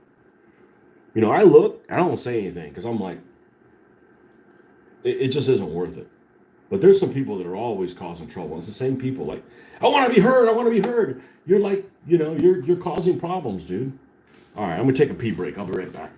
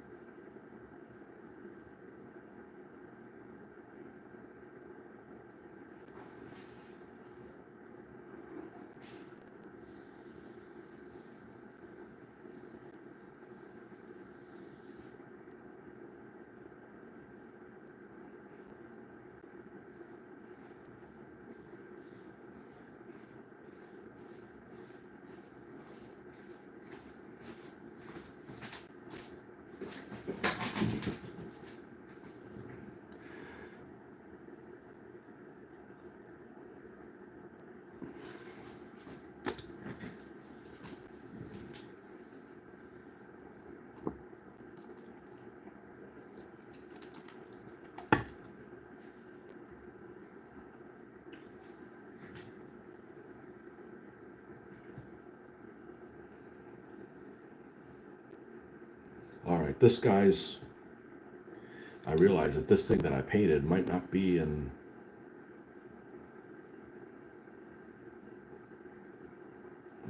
done it in the correct color. Well, I won't do any of the straps for this one. It doesn't make sense for this to be crisscrossing in that other one.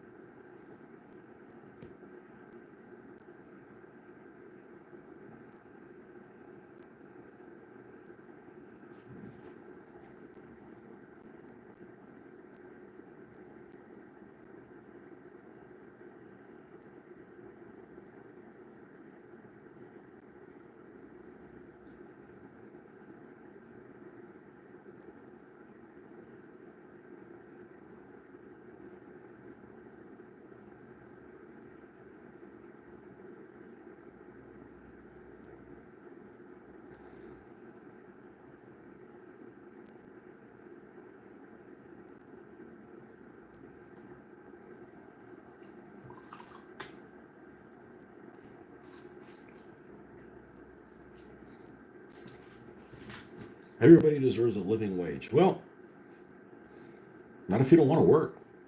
I mean, if you want to do a good job at your job, yeah, you should be able to live on that. Try to better yourself. Try to do a job as good as you can. And like I've said before, is I think I think everybody should have 2 days off a week. Period. You need time to not do. Unless unless you don't want to. I think not having 2 days off a week is slavery. I do, and I'm pretty pro business, but you know, I mean, in France, what they complain for working 35 hours a week or whatever. I said, man, I don't care how many hours a week you work. You need a couple days off.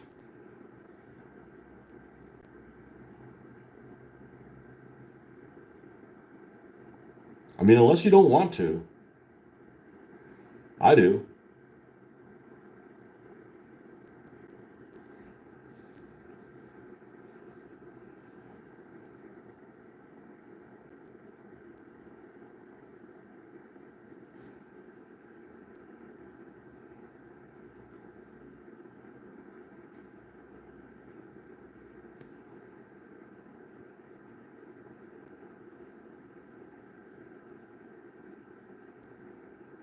I don't think it should be handed to you, but you got to make the right you got to make the right choices to be able to do it. Like everybody deserves to have a car, I think, but the government shouldn't hand you a car. You should be able to have enough, manage your ins and outs enough to be able to have one.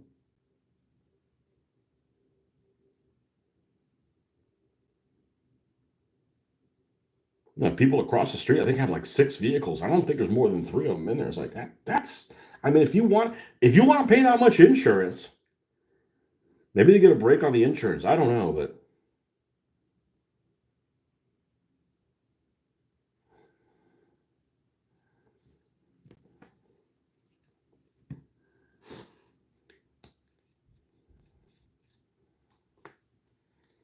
everybody should be able to retire. I get home. I come home for lunch. I'm telling you, half the people in this neighborhood. If there's one thing I'm bitter about, it's about being able to retire. I don't know that I'm going to be able to when I want to.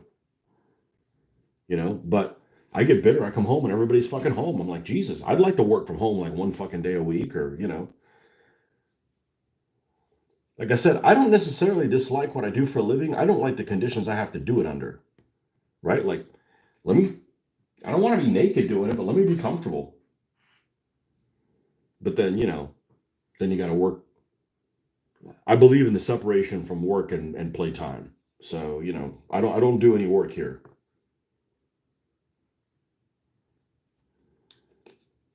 As soon as you do that, like I'm not using my cell phone for work.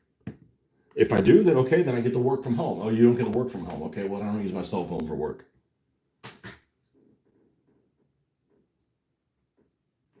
It should be equal opportunity based on merit rather than fixing a playing field. Absolutely. People that suck shouldn't have it. And I say this all the time. I can't wait for the economy to be crap so that people that don't work or aren't good at their job, I don't have to deal with them, right? But even with the housing crisis that happened in 2008, 2009, people didn't lose their jobs. They just went other places. Like, if you suck at your job, you should be unemployed, or like learn a lesson. Like, oh fuck, I got fired because I didn't do a good job. Let me do a good job next time. But I think you learn that stuff whether you realize it or not from your parental figures, if you have any. And if you don't, well, I'm sorry, you're going to be at a disadvantage in the world. But you learn that shit from you. My dad went to work every fucking day, and you just, whether you realize you're learning that or not. I say this all the time. That's the reason they take roll in school. What do they take roll in school? It's stupid that I got to be there, because it ingrains you to, like, you better be doing that every fucking day, or you're going to be unemployed. And some people just don't get that. I worked in this industry, and when I started working in this industry, I never realized this whole, well, why aren't they here today? Well, why aren't they here on Monday? Because you paid them on Friday. What difference does it make? What about the next paycheck? Oh, they don't look at it that way. I'm like, one of the hardest things for a job is looking for a job. So you're just going to throw away looking for another job like that? But what do their parents behave like? And I'm not saying everybody turns out like their parents, but if I had to bet, I would say more people were raised right and went to shit than ones that were raised poorly and broke out of that mold. Right? So you're affected by how you're I think you're affected greatly by how you raise your kids. And yes, you could get a bad apple and your kid could not turn out well, even though you did most of the right steps. But that's less likely to happen than to have, your dad being a criminal and somehow you're able to break out of it and all of a sudden, you're a productive member of society. I don't know. That's just me. Maybe I'm wrong. So you got to set a good example for your kids. You can't just be like, oh, I'll go into work whenever I want to. It's like, no, man, we got to do your part. May not be happy about going to work. I'm not happy to go to work, but I'd like to do as good a job as I can while I'm there because it feels good and it keeps you employed. But it feels good. You're like, oh, I'm going to paint these guys like shit. Why? Do it right or don't do it.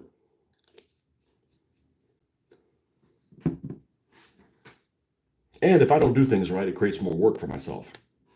So, it'd be stupid to do it wrong. Unless you're sadistical.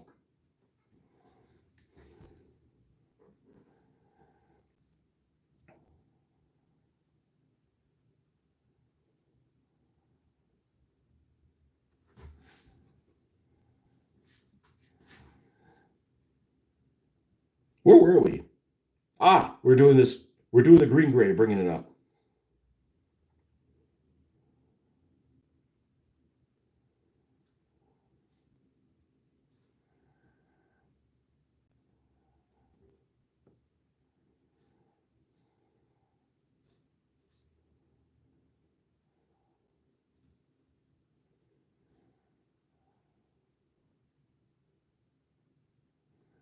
Geez, maybe not bringing up that much.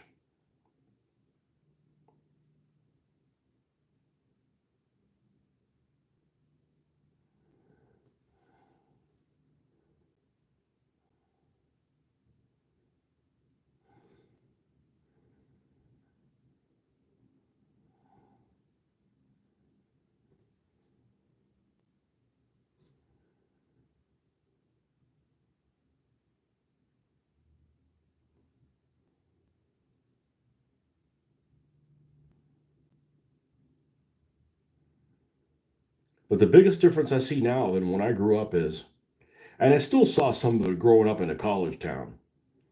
I saw these kids with daddy's money. But now you see people on the internet that are basically they appear to be playboys all the time, regardless of their gender. They appear to never earn any of it, and it's very discouraging to see all these people with stuff that it seems like it took no effort to get. And that doesn't really affect me because I'm already kind of set in my ways. But I can see that being a problem for the youths.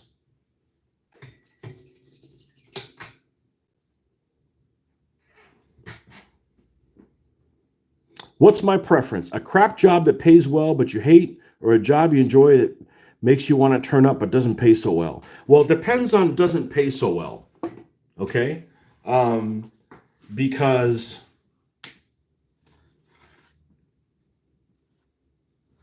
you've got to cover some bills. You have to cover some bills. So I would rather have a job that's a crap job. I work on it for a day and then I can retire. But that's got to be a really paying job, a really high paying job. These guys that make like millions or whatever, like they're like a coach for a team or whatever, and they got some salaries, 15 mil. Work one fucking day, suck at it, get paid out. You don't have to work again. No, you've got to cover. You have to make a certain amount of money. Unfortunately, it's not how much. You got to have like a cell phone. You got to have a car that works. You don't have to have a fucking Lamborghini, but you have to have a car. At least in America, you have to have a car. You got to have power. You got to have air conditioning. You got to live in a place where, you don't have to deal with the deviants or people that are uh, causing violence every time you get home. So there's a certain amount of overhead you have to cover, and you just have to decide. Are you okay with a job that, if the job doesn't cover that, you can't do that. You can't do that for a living. When I was trying to figure out what I was going to do, my dad's like, "You're absolutely not going to teach history. The one thing I'm interested in, because you won't make a living out of it." And he's probably right, because I hate writing. I would have hated writing papers or paper type things. But I like history just for the fact of being able to learn stuff. Like, I'm curious about it. But he's like, "You're not doing that." He like discouraged me. He was like, don't do that. You can't be like, "I'm a poet." Like, you're gonna be fucking starving. And then you're gonna have to live somewhere where there's gonna be violence, or there's gonna be, so you can't do whatever you want, or you can, but there's consequences to it. You know, do you want to deal with those consequences? Some people might. I don't want to. So it depends on what you consider paying so well.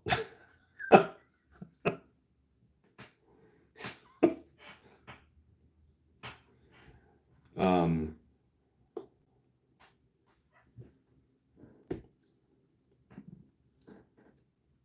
I'm definitely not somebody that money, money, money, money, money. The money's important, but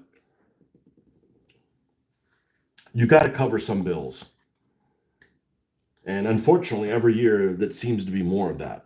Like that that number needs to be higher with inflation and everything else. But I'm definitely not somebody that's like, I want to do something just for the money. Unless it was like a boot camp or whatever, do it for like 3 months, and like, okay, never have to work again, kind of thing.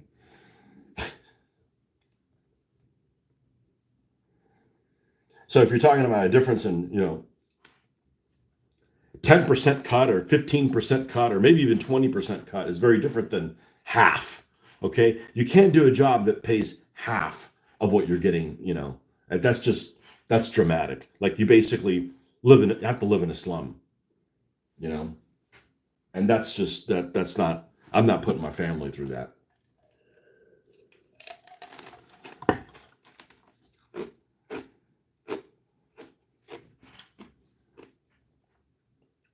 Luckily, I don't have any extravagant expenses other than this is cheap as shit. It just takes a lot of time, but that's the therapy.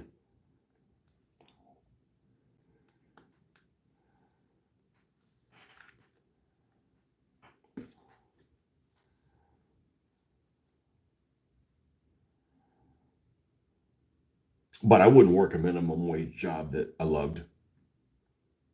You can't pay that, especially now.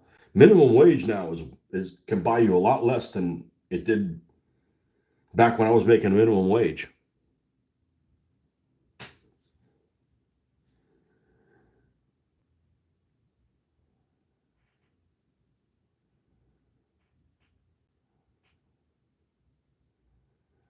So you got to balance. Is it worth it? And is it worth my time?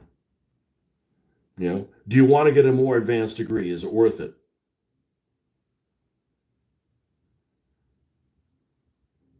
And I've heard of people that are like, they keep getting degrees because they never want to be out in the workplace. And I'm like, I would have gone right to the workplace if I could. But the problem is you got to have some kind of a degree to set yourself apart from everybody else. Otherwise, you never get hired to begin with.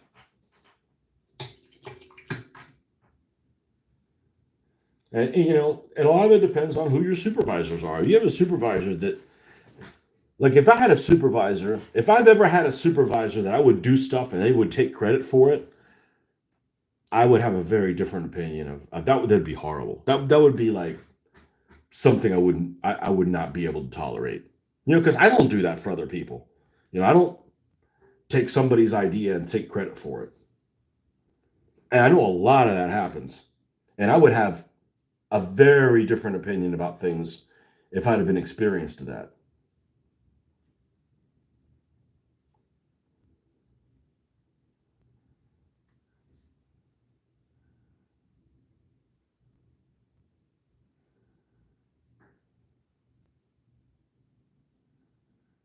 And I actually think that's probably pretty common.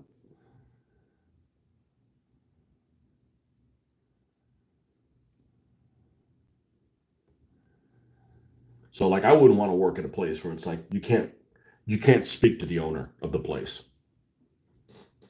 You got to go through a bunch of middlemen or what's my wife call them? Gatekeepers. I don't want to work at a place like that.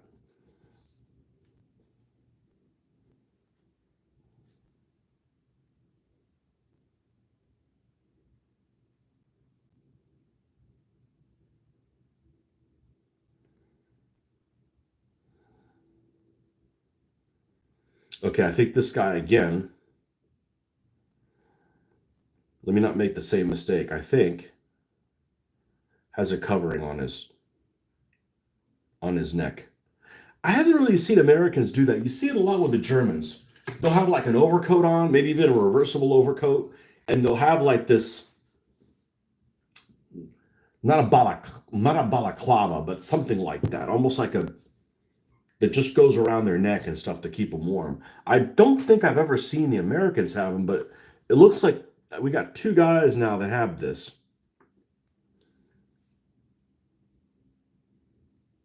and I think that's what that is.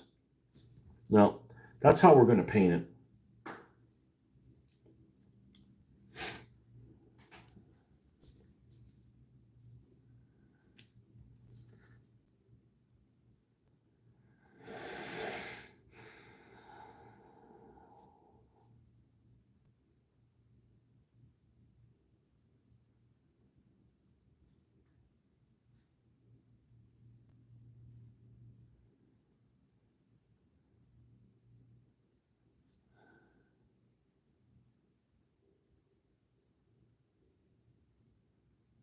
But it depends. It depends what you find important. Some people,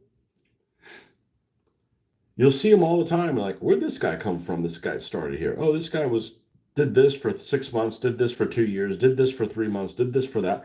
And I'm like, and I've had people tell me, it's like, well, that's how you make more money. And I'm all, and but I'm really loyal to the point where it's like I see something like that, and I'm just like, it just seems like you're just not loyal to anybody.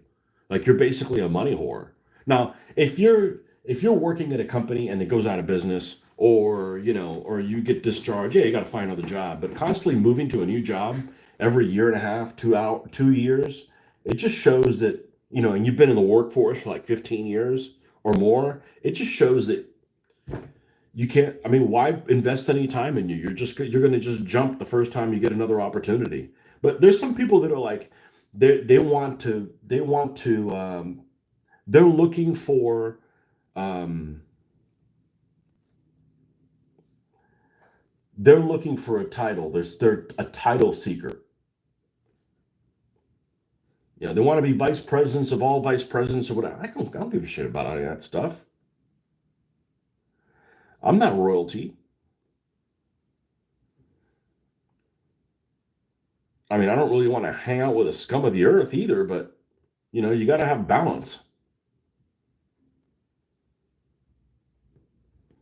I'm not. Oh, my goal in life is to own the company. I don't want to fucking own the company. Then you don't have 2 days off a week, and some people may want that. Have fun being a slave. You know, you got more money, but then you can't spend it, or you got worries you bring home. Reason I've been able to survive as long as I have at this place is because I don't think about it when I'm not there. I think that has because it's pretty stressful when I'm there, and a lot of it is probably self-inflicted. I worry about shit that other people don't worry about because it's just annoying to have the same situation happen 300 fucking thousand times in a row and you can't do anything about it. But I don't think about that place when I'm not there. And I think that's what's, you know, I go somewhere else, whether it's here, games, whatever. Marquissa, unless you're German, in which case it's Marquissa. What's up, yo?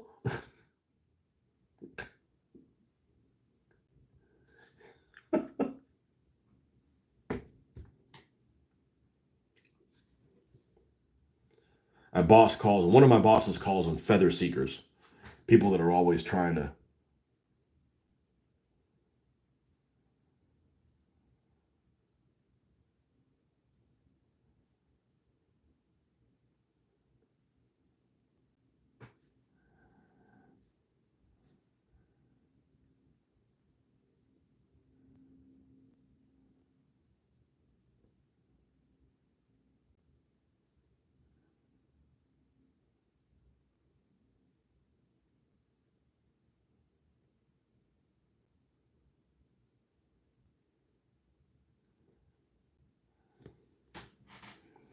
That was a problem in the government department that I worked in.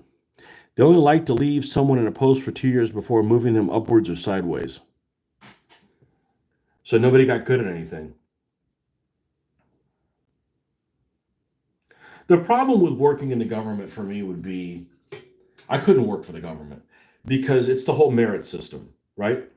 So at least the government here, or at least the perception is like, we gotta hire somebody. You're gonna hire the best person? No, we need somebody that's over 200 pounds and is of Chinese descent. Well, we don't have any of those applicants. Well, we have to keep that option open. Like they're looking to fit like the demographics of something, and it's like, how about just hire the best people? You know, like whatever happened with that? Or here's one thing I wouldn't want. I wouldn't want to do. I would not want a job where I'm not allowed to make any decisions. I make a lot of decisions, and I know when I need to go above my pay grade for consultation. But there's been months I have gone. It hasn't happened in a while, but there has been months that have gone by where I don't interact with anybody above my pay grade. I don't need to. And I think that they know they don't have to interact with me. Just like my shit's on autopilot. Like I've done it long enough.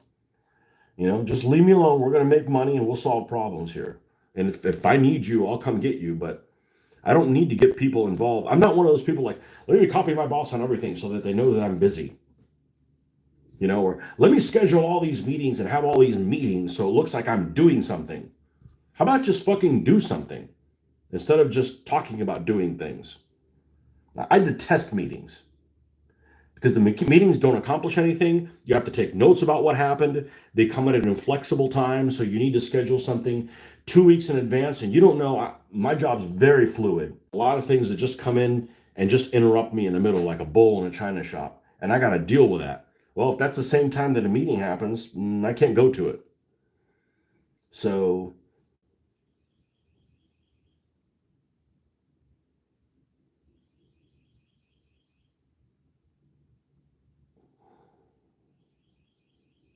I would not want to work somewhere where I had to dress a certain way. Not necessarily like you got to wear a suit and tie. No, like you have to wear a certain suit and tie. Okay. Like I wouldn't want to work at a place like that. And I wouldn't want to work at a place where I can't make any decisions. Like I called somebody the other day and I'm like, hey, we noticed that this isn't right. In your system, when you enter this, it says it's this price, but your purchase order says this. Which one is it? Oh well, it should be the new one. I said, well, that doesn't make any sense that everything would be the new one. We'll do it whichever way it is, but we don't want to go and have to undo it. Well, I don't really know. It was like it was somebody that was like involved in it, but they didn't have the decision making to. So I need to talk to somebody else. It's like I'm not used to dealing with just worker ants. You know.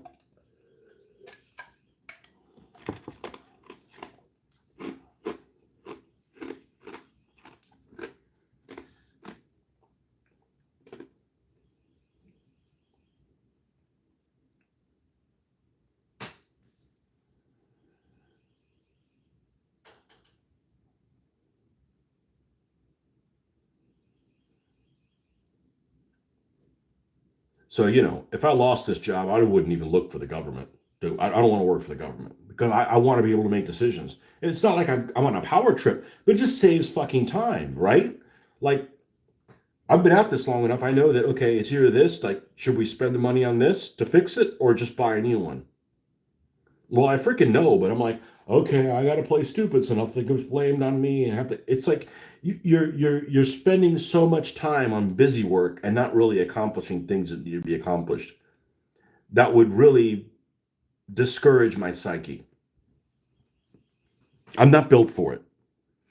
The UK civil service is separate from the government, so should work on merit rather than political appointments. I hate political appointments.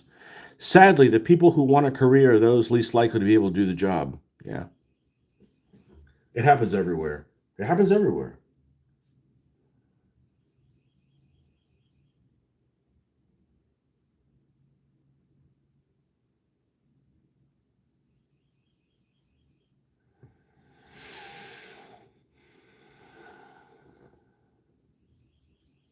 So we have a situation that didn't play how I was expecting it to play out.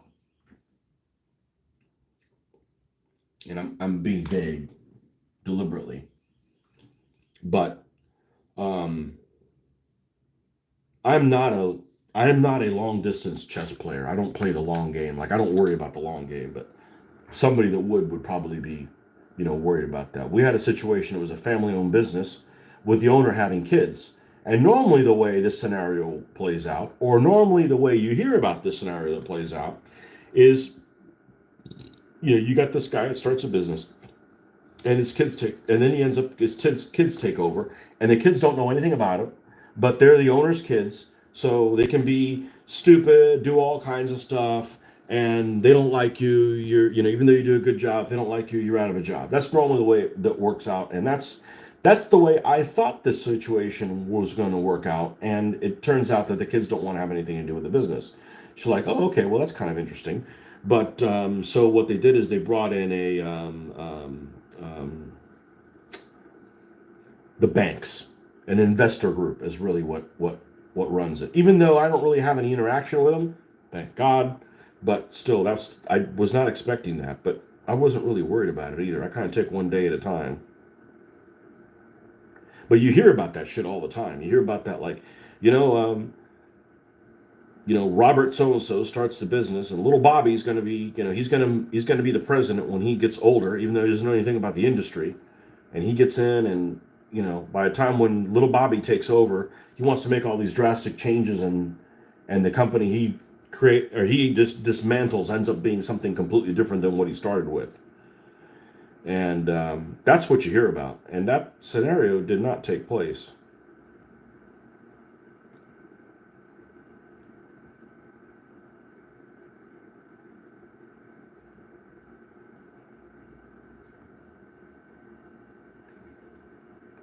Where did I thought I had some more white here? I guess I didn't.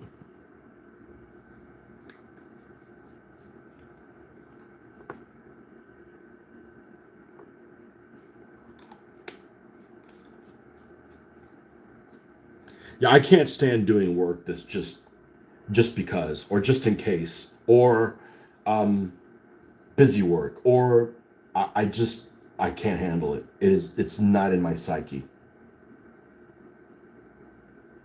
and I don't know if that's the way I was brought up, the stuff that I encountered through life along the way, like doing papers that really didn't matter. It was just the process of doing them. It just created a lot of apathy towards doing that kind of stuff. So I am not a fan of anything like that.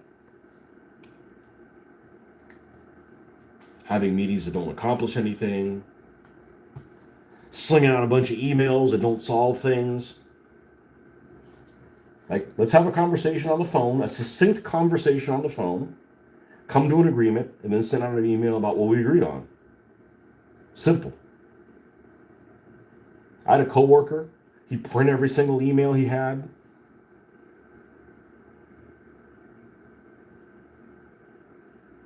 So now you got to store them somewhere.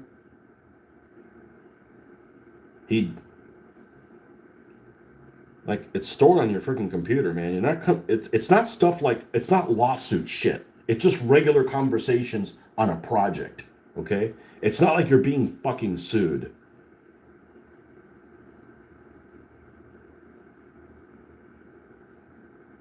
Send out long emails that went all over the place. They created more questions than they solved. I'd be in a lunatic asylum. I couldn't handle that. There's no way I'd handle that.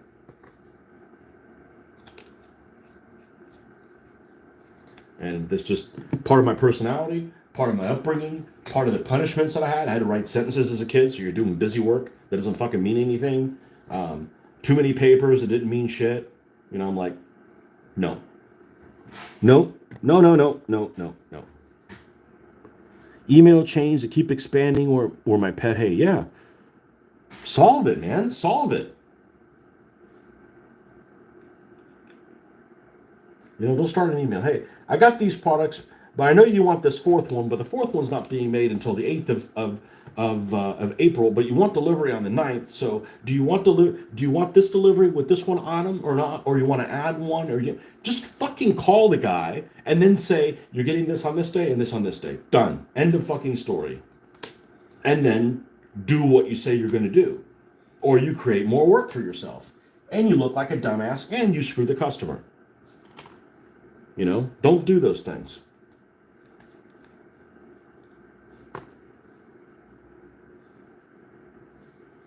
Yeah, I'm definitely not one of those, well, I don't know, I'm doing a bad job, I'm here every day. Well, you're not fucking doing anything, man. You keep all you do is keep kicking the can.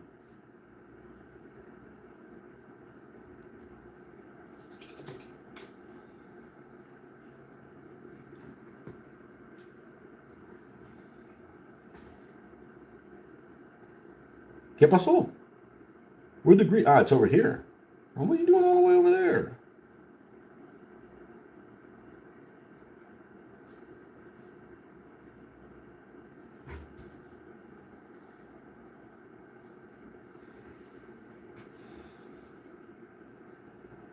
No, my pet peeve with emails is you send an email to everybody you think needs to be included.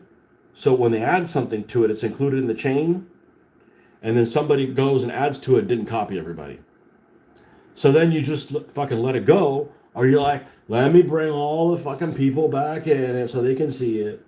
Or you respond to, you know, something, or you're one of the people on the chain and you can add to it. So you say, well, what about this thing? And then the person replies and either replies the same thing you replied and didn't see your reply, even though it happened several hours or days later, or doesn't even take yours into consideration. It's just exhausting. Fuck, I need a drink. It's exhausting. It's like, how many more years do I got of this shit?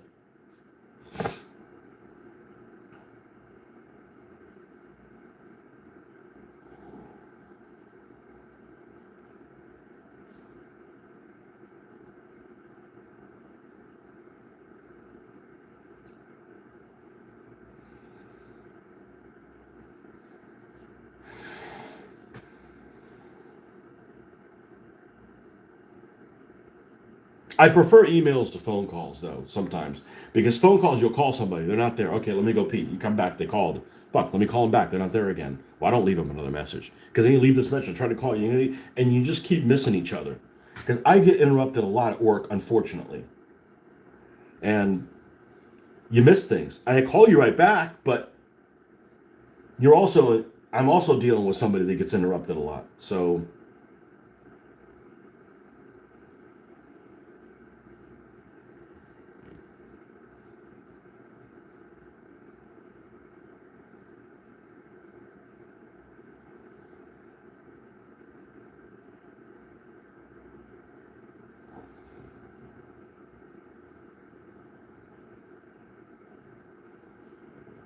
I have some repeat figures. I have some figures that are the same pose. What I'm going to do is I'm probably going to whitewash their helmets. So like this guy with a Grand and this guy with I was going to say MP40. This guy with a Thompson. They're both as two other figures that are here. They're going to have a whitewashed helmet. Just to make them look a little bit different.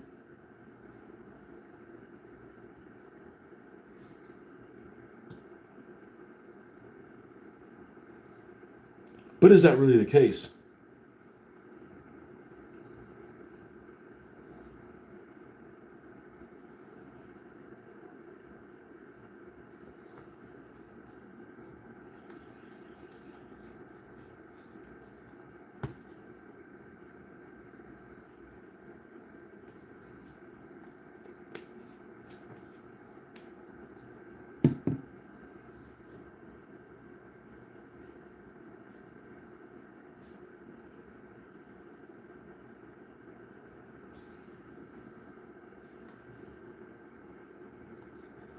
a call backed up with an email or vice versa always works. Yeah, because a lot of people will think that you said, "Oh, where's this delivery?" I said, "No, we talked about it was next Thursday." "Oh, I thought it was this one." People make legitimate errors, like they're not paying attention when they're having a conversation. Plus, you got the people that are nefarious, but most people aren't nefarious. They're just they can't multitask, and they won't admit that they can't multitask. I admit I can't fucking multitask. I'm no good at it, and I'm okay with that. That's what the wife's for.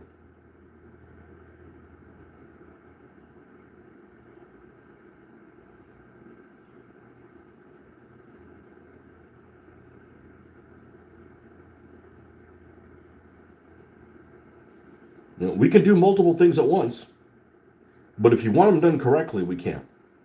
So, critical path, baby. That's where I live. That's how you get to my house. You got to go down the critical path. Actually, this is probably the color we should use for this rifle grenade.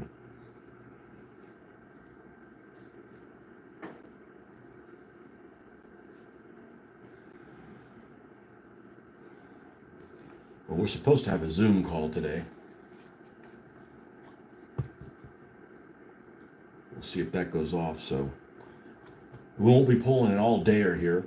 I did find two pieces of felt in the two colors that I was thinking of using. One of them I have a full felt sheet in. It's like a reddish brown desert type color. Almost looks like clay, which might work for the Russian steppe. But I've got like a small swath of one that it's not a whole sheet, but it's enough to realize whether I can do something with the airbrush that's worthwhile. And another one in the really dark brown color that's similar to the base color of those. So at some point, I think I'm probably going to mess with those to see if that's something worth pursuing. The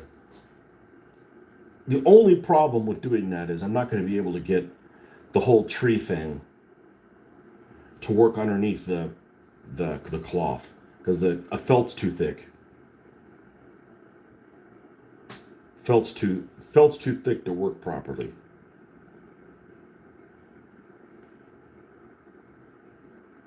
However, none of these summer trees I'd be using in a snowy backdrop anyways.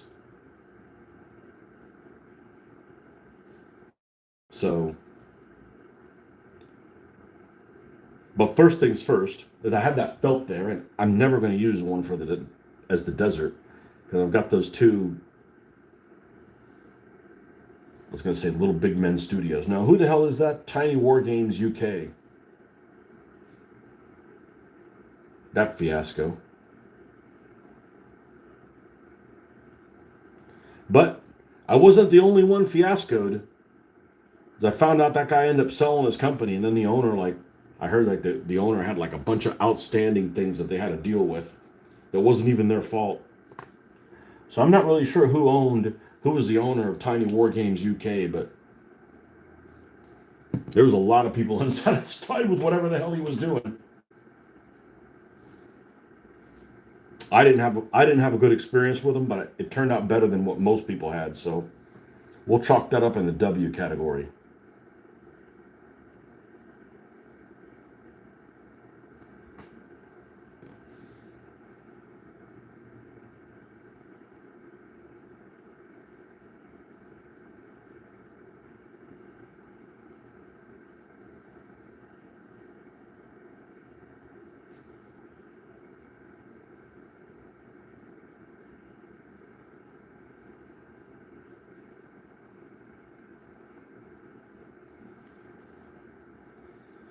I think when we're done with this guy, we'll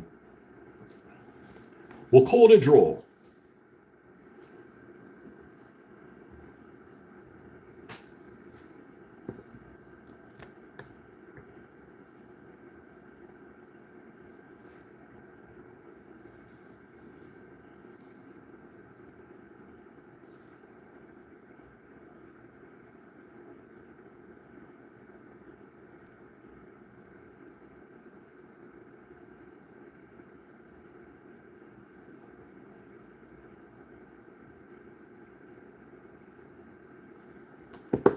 Gaiters.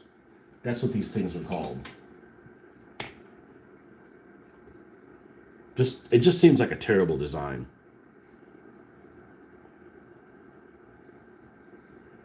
People say that coffee makes them poop. Makes me go to the bathroom like crazy, like pee. That and tea. Man, tea is out of control. I mean, I can hold it, but you're just uncomfortable. Like, who wants to do that?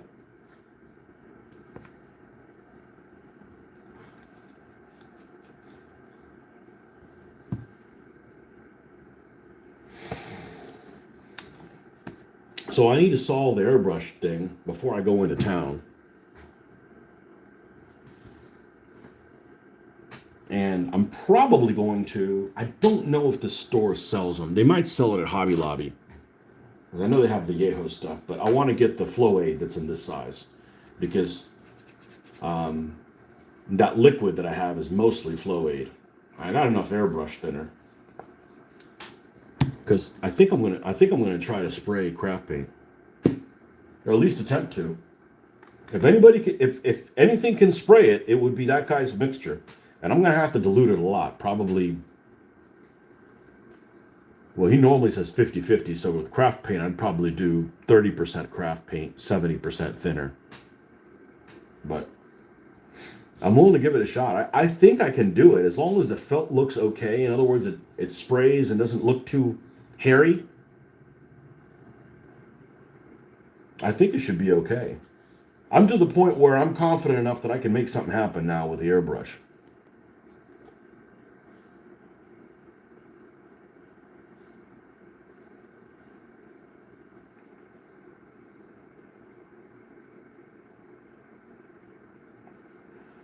But I still use the airbrush mainly as a time-saving device.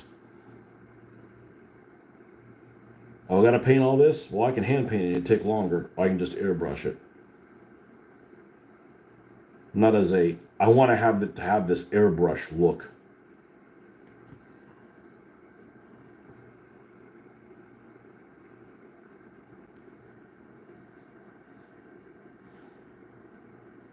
So if you use the airbrush as a time-saving mechanism, but then you have to fight with the damn airbrush so much before and afterwards, you're not really saving any time and you're getting frustrated in the process.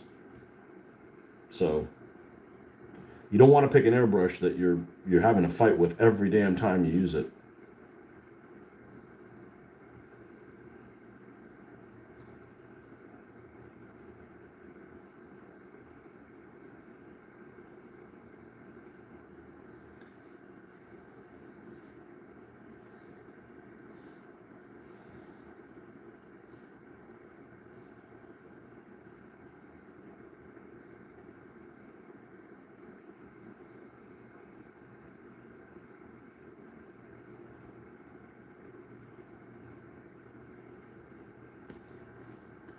During all the traffic on social media coming from Salute today, lots of decent terrain on display and new releases. The British shows always have the best terrain. I've said it before. The best painters are from the UK. They are. Now, they're not saying there's not good painters in the US, just like, it just, there's some stuff that I really like from the UK. No doubt about it. I'll have to check that out. It's just a one-day show, isn't it? Where is that held in? What part of the UK is it held in? That's your guys' big one, isn't it? That's the big show.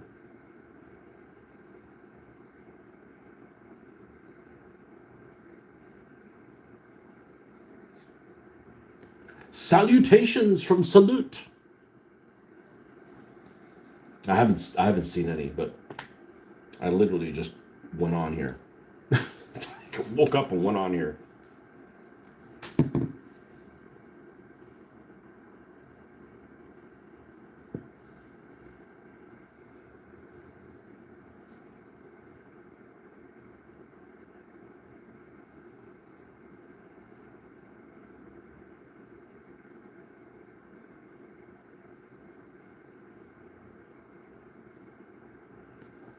And now the boots.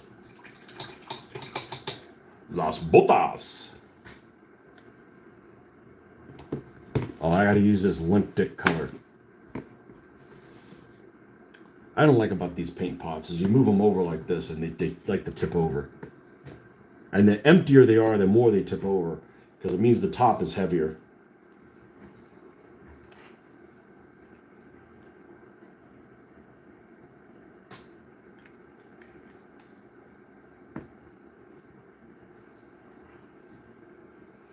Excel Center in London, the big one. That's when I should have gone to London. No. I can go to a war game show anywhere.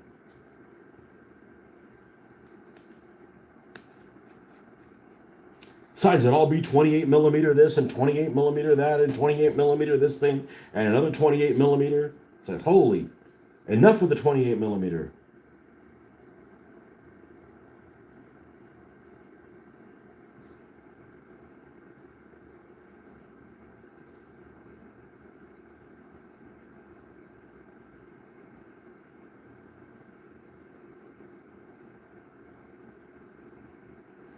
All right, that's where we're going to stop for today. We got to let that dry. It tends to be wet. And we almost got this guy done.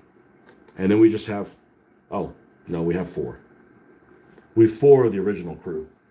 And then we're going to do something different. I don't think I'm going to paint these guys just yet anyways.